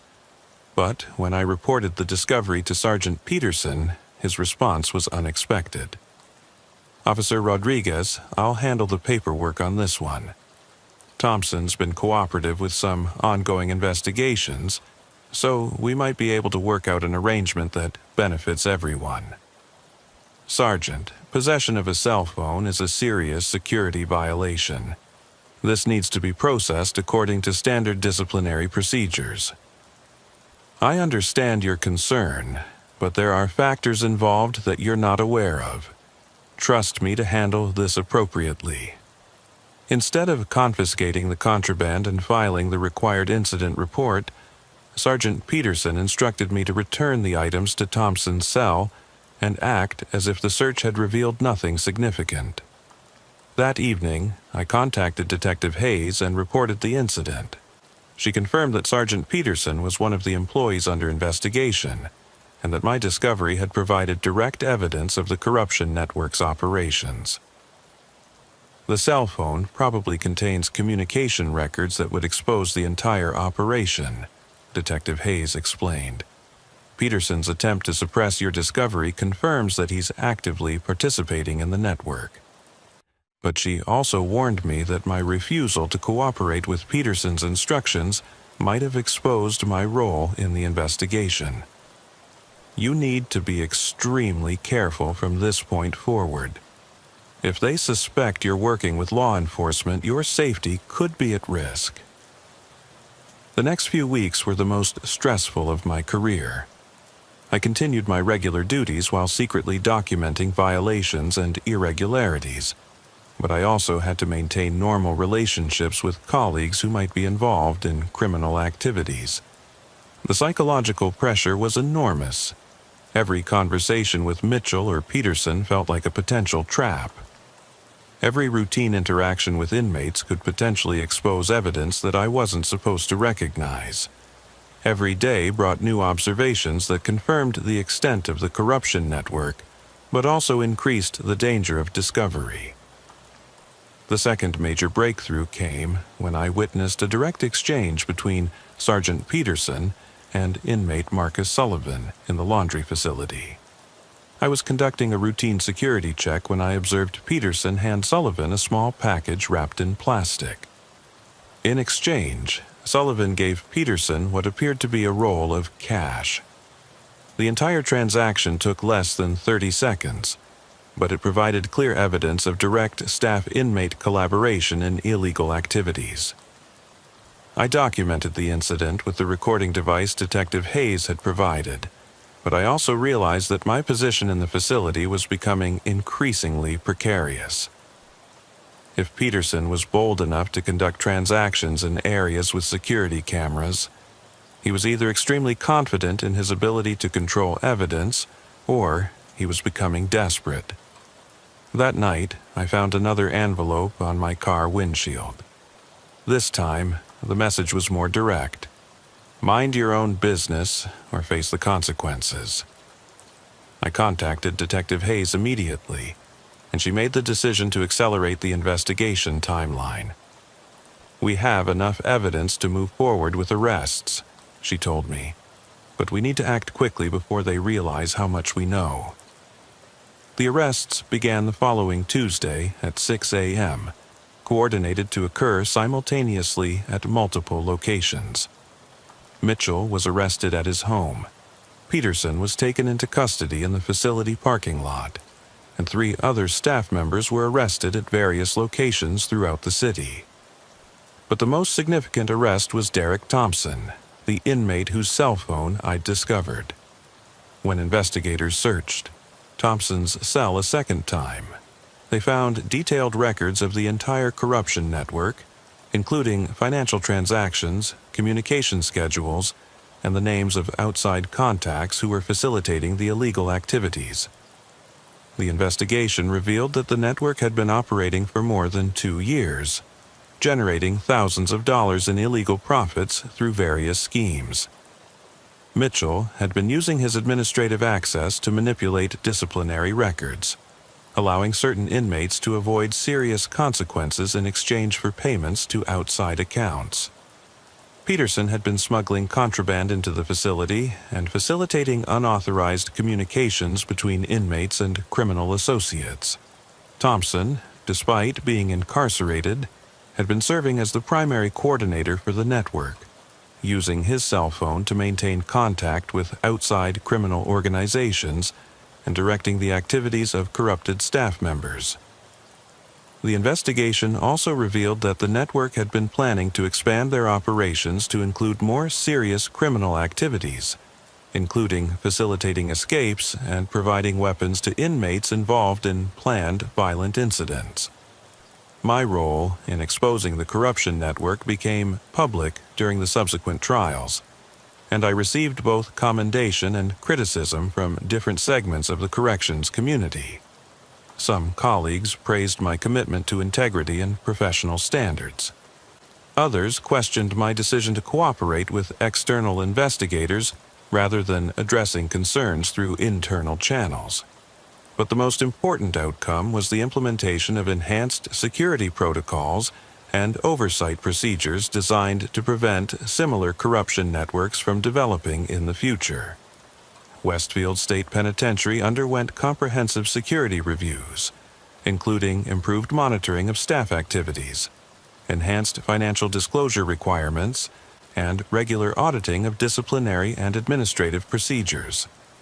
The facility also implemented new training programs focused on identifying and reporting corruption indicators. I remained at Westfield for 6 months following the arrests, but ultimately decided to transfer to a different facility.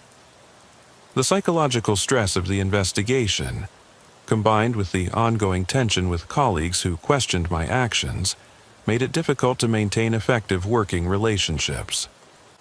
I currently work at a federal correctional facility that has stronger oversight procedures and more robust systems for preventing corruption. But the experience at Westfield taught me important lessons about the complexity of institutional corruption and the personal costs associated with exposing it. The most significant lesson was that corruption in correctional facilities rarely involves isolated incidents or individual bad actors. It typically develops as organized networks that can include staff at multiple levels, inmates with connections to outside criminal organizations, and external contacts who provide financial incentives and coordination. These networks can operate for years without detection if they're careful to maintain the appearance of normal operations while gradually compromising security protocols and administrative procedures. They often target staff members who have financial pressures, personal problems, or other vulnerabilities that make them susceptible to recruitment. But the networks also create opportunities for detection if staff members are trained to recognize the patterns and if institutional systems provide safe channels for reporting concerns. The key indicators include staff members whose lifestyles exceed their legitimate income, inmates who receive preferential treatment without clear justification, unusual patterns in disciplinary actions, cell assignments, or visitor approvals, and administrative activities that occur outside normal hours or procedures. The most important protective factor is institutional culture that prioritizes integrity, transparency, and accountability over loyalty and silence. Staff members need to feel confident that reporting concerns will result in appropriate investigation rather than retaliation or career damage. In my current position, I serve as a mentor for new corrections officers, and I always emphasize the importance of maintaining professional boundaries and reporting suspicious activities. I share my experience at Westfield as an example of how corruption can develop gradually, and how individual integrity can make a difference in protecting institutional security. But I also acknowledge the personal costs associated with taking stands against corruption. The investigation process was stressful, the aftermath was challenging, and the decision to cooperate with external investigators required me to balance competing loyalties and obligations. Ultimately, the decision came down to a simple question. Was I willing to allow criminal activity to continue in order to avoid personal inconvenience and professional complications? The answer was no, but reaching that answer required me to confront my own assumptions about loyalty, authority, and professional responsibility. I learned that true loyalty to the corrections profession requires loyalty to its principles and standards, not to individual colleagues who violate those standards. I learned that legitimate authority depends on lawful exercise of power, not on position or rank alone.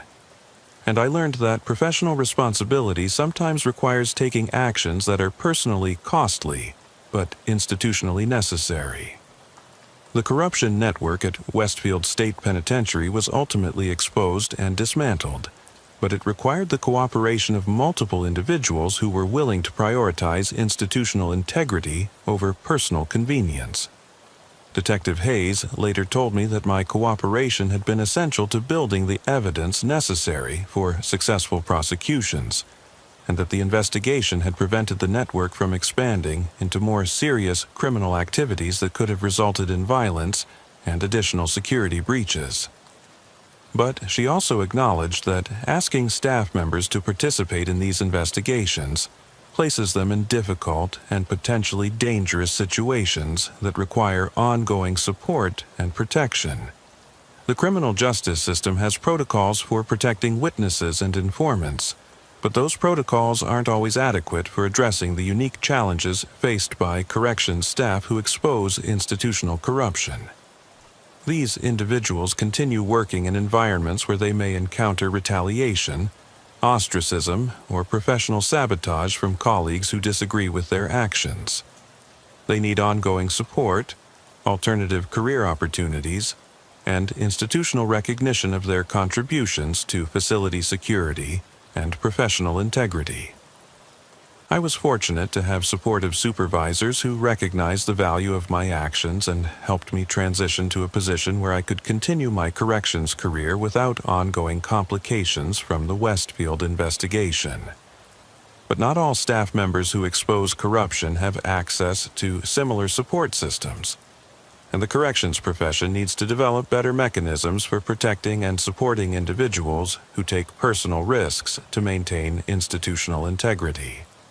The experience also taught me that corruption prevention requires ongoing vigilance and systematic attention to institutional culture, not just policy enforcement and disciplinary procedures. Staff members need regular training on corruption indicators, clear reporting procedures, and confidence that their concerns will be taken seriously and investigated appropriately. They also need institutional leadership that demonstrates commitment to integrity through consistent decision-making and transparent communication. Most importantly, they need to understand that corruption in correctional facilities isn't just about financial crimes or policy violations. It's about fundamental threats to public safety, institutional security, and the rule of law. When staff members accept bribes, smuggle contraband, or manipulate administrative procedures, they're not just violating employment policies. They're compromising the security systems that protect both staff and inmates, enabling criminal activities that can extend far beyond the facility, and undermining public trust in the criminal justice system. The manila envelope on my windshield turned out to be the beginning of one of the most challenging and important experiences of my career.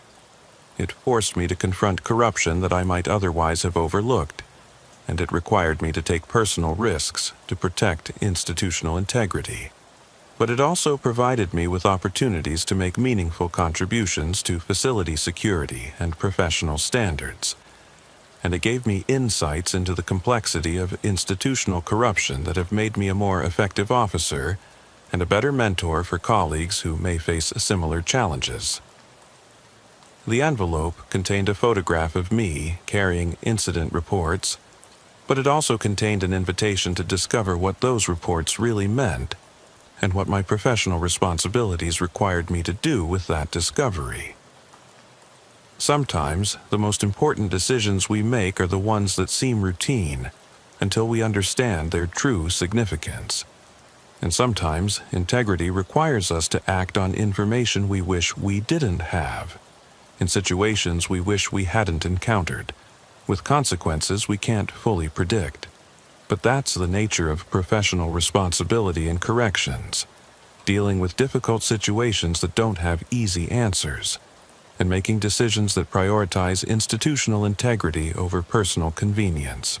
The network is gone, the facility is safer, and the profession is stronger because individuals were willing to take personal risks to expose criminal activity.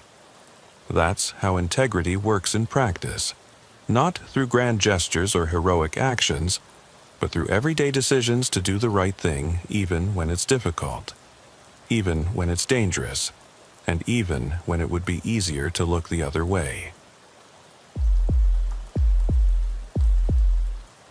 The morning of October 15th started like any other at Millfield State Correctional Facility, but by nightfall, I would understand that some silences are more dangerous than screams. My name is Officer Sarah Chen, and I've been working the Alpha block for 3 years now.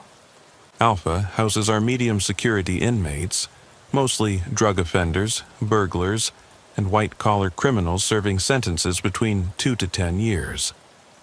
It's not the most dangerous assignment in the facility, but as I learned that day, danger in prison doesn't always announce itself with violence. The first sign something was wrong came at 6:47 a.m. during the morning count. I was walking my assigned section, cells A14 through A28, when I noticed Marcus Webb, cell A19, wasn't at his door for count. Standard protocol requires all inmates to be visible and standing at their cell doors during the mandatory head count that happens 4 times daily. "Webb," I called out, my voice echoing off the concrete walls. "Count time." Nothing. I approached his cell and peered through the narrow window. Webb was lying on his bunk, facing the wall, completely motionless. My first thought was medical emergency, maybe a heart attack or stroke. These things happened more often than people realized in the prison system. I keyed my radio. Control, this is Chen in Alpha Block. I need medical to A19 immediately. Inmate appears unresponsive. Copy that, Chen. Medical en route. Within minutes, Nurse Patricia Williams arrived with her medical bag, followed by Officer Rodriguez for backup. Standard procedure. Never enter a cell alone, especially with an unresponsive inmate. Too many variables, too many ways things could go wrong. Rodriguez worked the electronic lock while I positioned myself at the door frame. The heavy steel door slid open with its familiar grinding sound. "Webb," Nurse Williams called out as she approached the bunk. "Marcus, can you hear me?" She placed her hand on his shoulder and gently shook him. Webb's eyes opened immediately. Too immediately. There was no grogginess, no confusion that comes with being awakened from sleep. His eyes were sharp, alert, and when he looked at us, I saw something that made my stomach clench. He was smiling. "Just tired, Doc," Webb said, sitting up slowly. "Didn't sleep well last night. Too much noise from the vents." The vents. That should have been my second clue, but I missed it completely. Nurse Williams ran through her standard examination. Pulse, temperature, blood pressure, pupil response. Everything came back normal. Webb was polite, cooperative, almost cheerful. But that smile never left his face, and something about it felt wrong. In 3 years of working corrections, you develop an instinct about these things. Inmates don't smile at guards without reason. "He checks out fine," Williams told me as we secured the cell. "Vital signs are all normal. Maybe he really was just tired." But I couldn't shake the feeling that Webb's tiredness was carefully orchestrated. As we walked back toward the guard station, I made a mental note to keep a closer eye on him. The second incident happened during lunch service at 11:30 a.m. Our dining hall operates on a rotation system. Alpha block inmates eat first, followed by Beta and Charlie blocks. It's a carefully orchestrated schedule designed to minimize contact between different inmate populations and reduce the potential for conflicts. I was stationed at Post 3, which gave me a clear view of tables 7 through 12. About 15 minutes into lunch service, I noticed something odd. Several inmates at different tables had barely touched their food. Now, prison food isn't exactly gourmet, but inmates rarely waste meals. Food is currency inside, and even bad food is precious when you're serving time. But it wasn't just 1 or 2 inmates. I counted at least 8 inmates across 4 different tables who were pushing food around their trays instead of eating. They were talking quietly among themselves, heads bent low over their trays like they were discussing the weather. But their body language suggested otherwise. I keyed my radio and switched to Channel 2, the discrete frequency we used for non-emergency communications between officers. "Rodriguez, you seeing what I'm seeing in the dining hall? The non-eaters?" "Yeah, I count at least 10 from my position." "You thinking what I'm thinking?" I was thinking several things, none of them good. In prison, when inmates suddenly change their eating patterns, it usually means one of 2 things. Either they're planning something that might keep them from future meals, or they're preparing for something that requires them to be lightweight and mobile. "Let's keep a close eye on them," I radioed back, "and let's do an early return to cells after lunch." "Copy that." But before we could implement our plan, something else happened that made my blood run cold. At exactly 11:47 a.m., every inmate in the dining hall stopped talking. Not gradually, simultaneously. 1 second, the dining hall was filled with the usual murmur of conversation, the clinking of plastic utensils against trays, the scraping of chairs.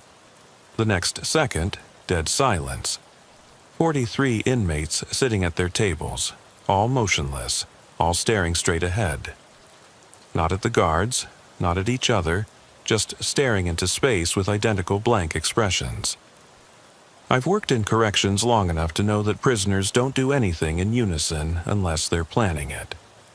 This kind of coordinated behavior requires preparation, communication, and most importantly, leadership. Control. This is Chen in the dining hall. I whispered into my radio, trying to keep my voice steady. We need backup in here immediately. All inmates have stopped moving.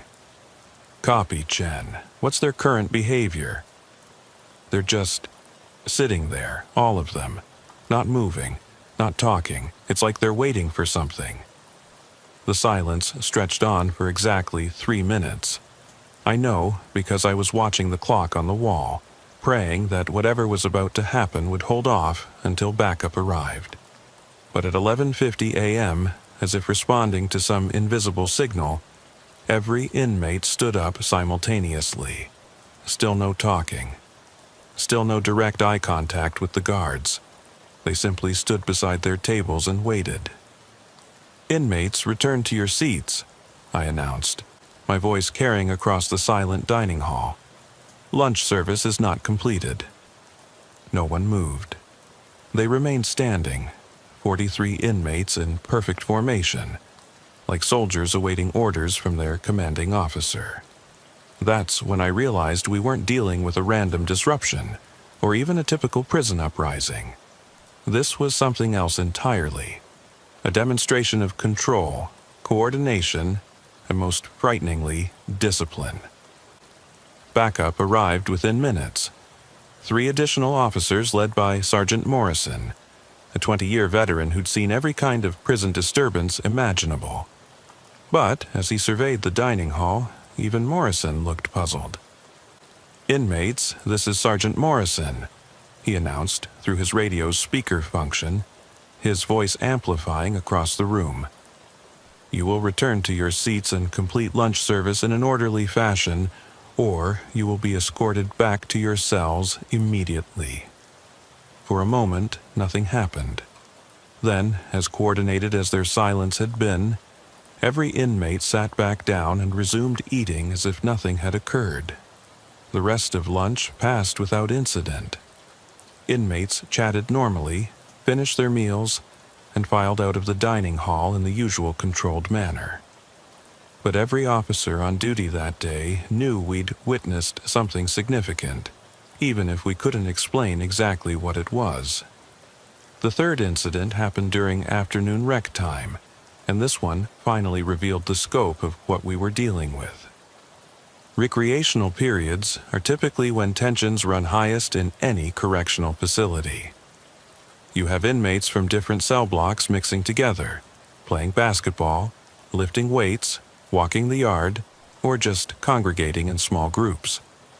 It's also when most intelligence gathering happens.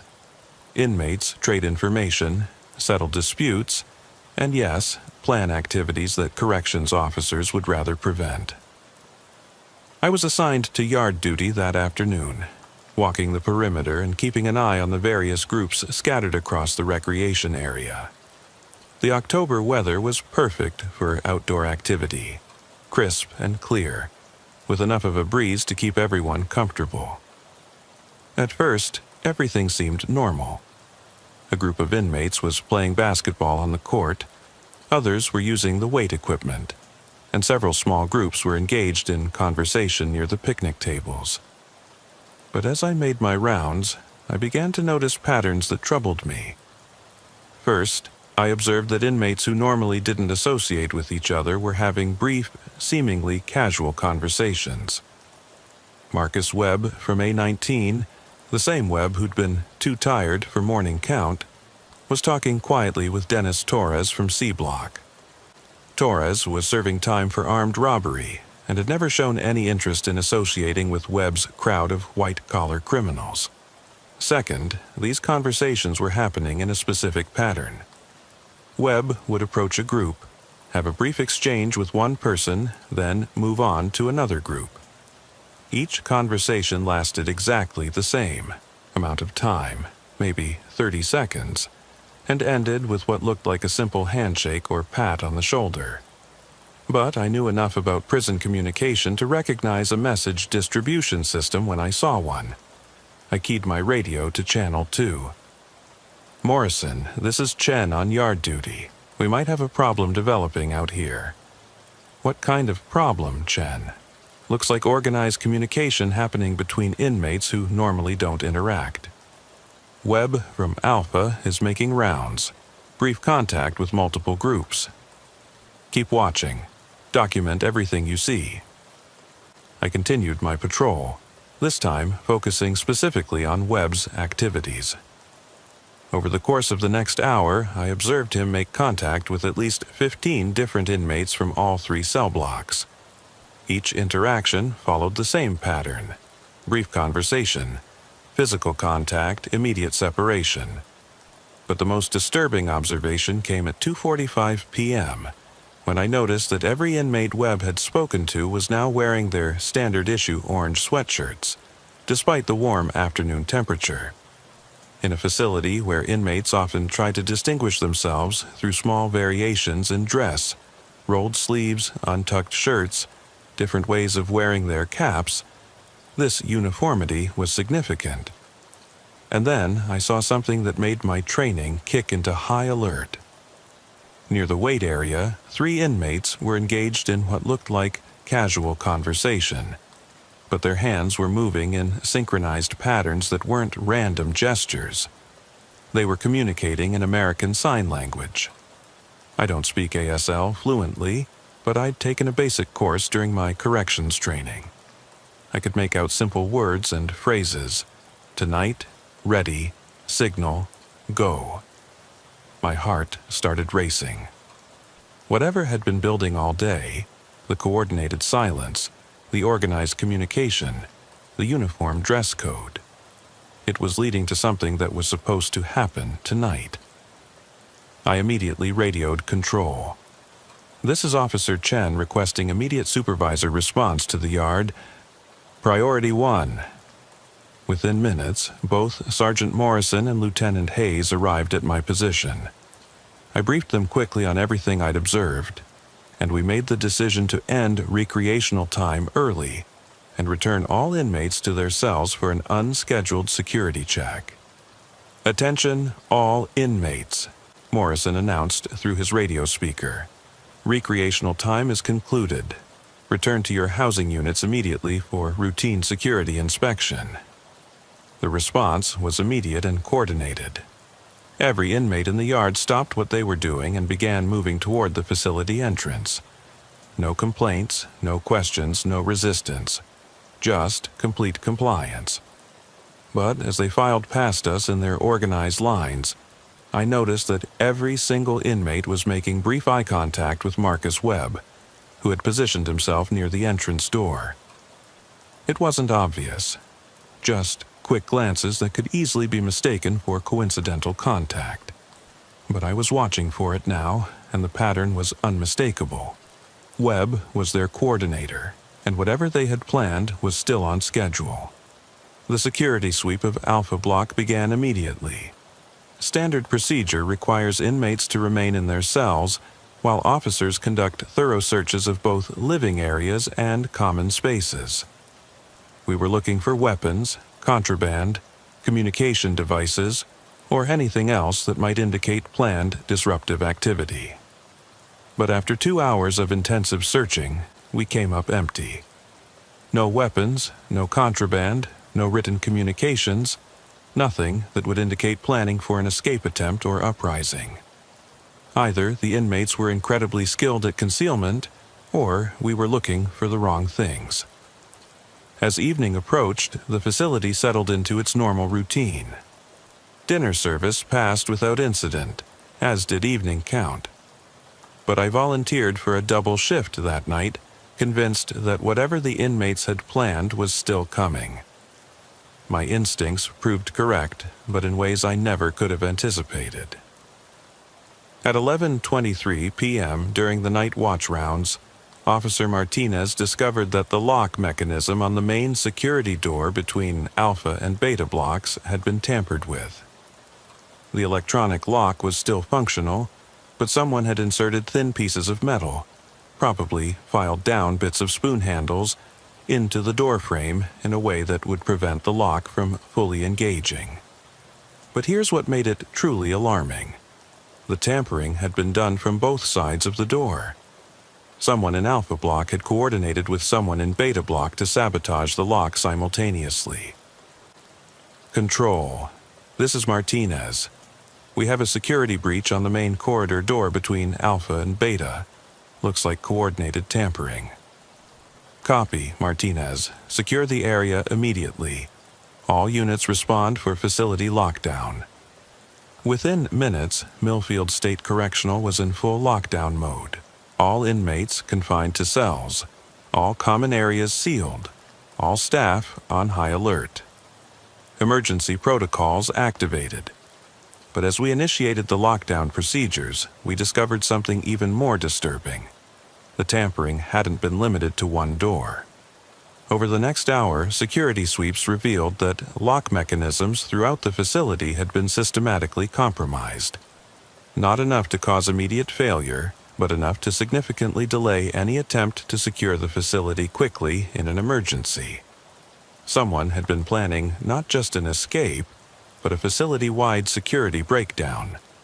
But the most chilling discovery came at 1:47 a.m., when Officer Thompson found a handwritten note tucked behind a loose tile in the Alpha Block shower area.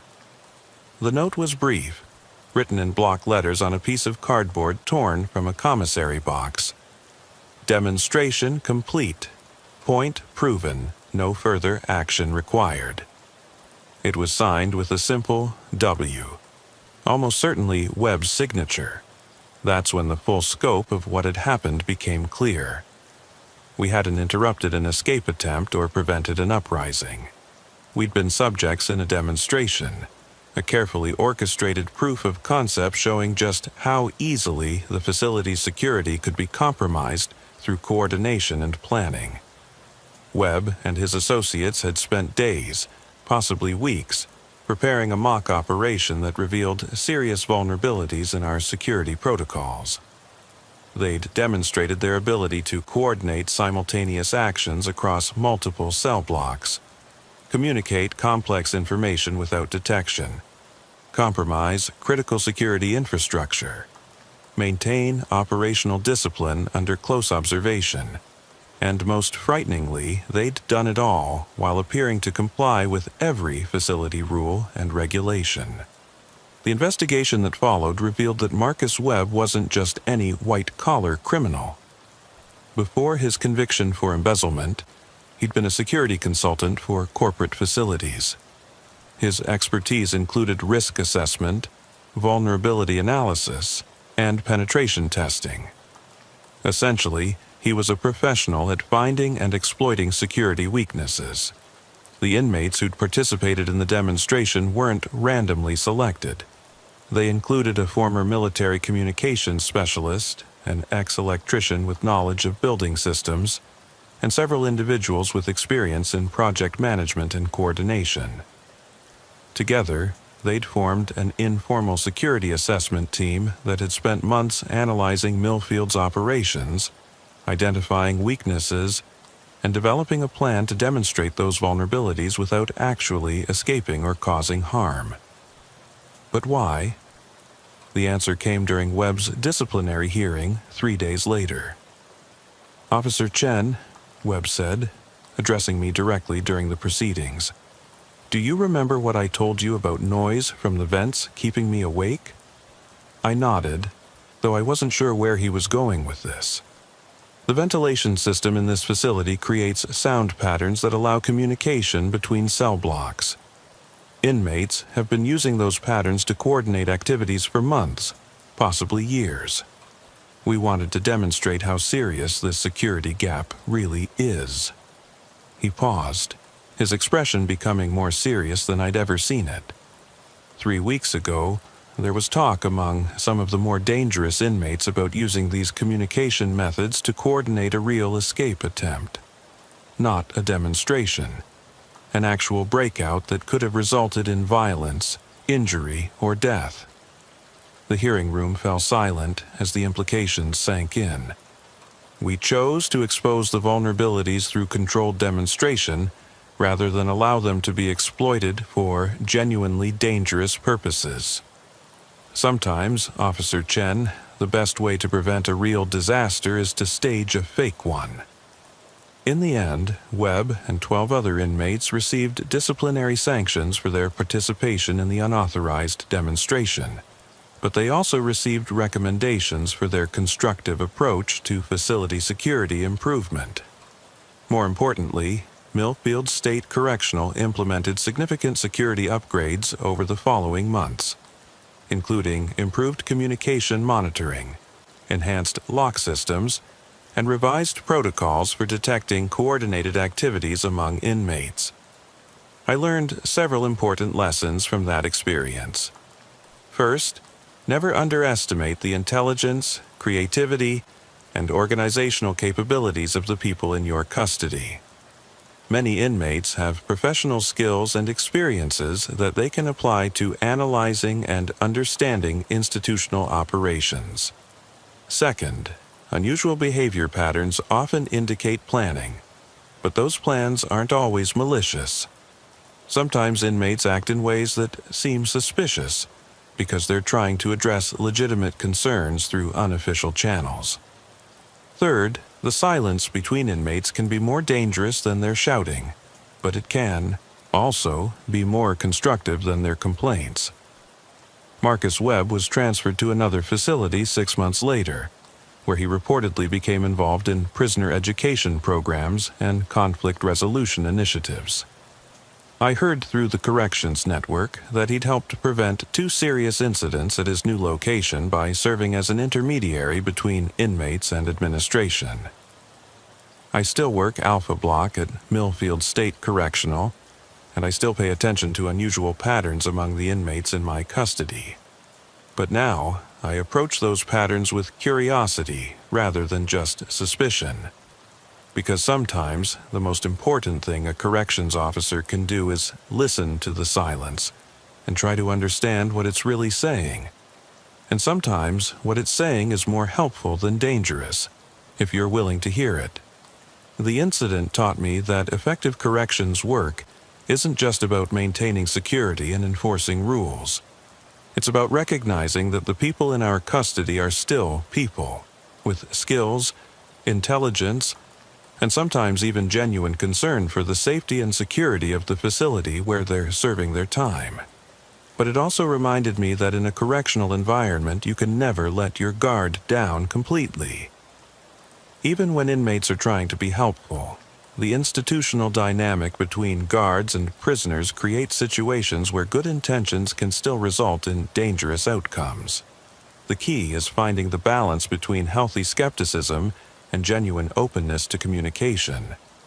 Because in the end, the best security comes not from locks and walls and protocols, but from understanding the people on both sides of those barriers.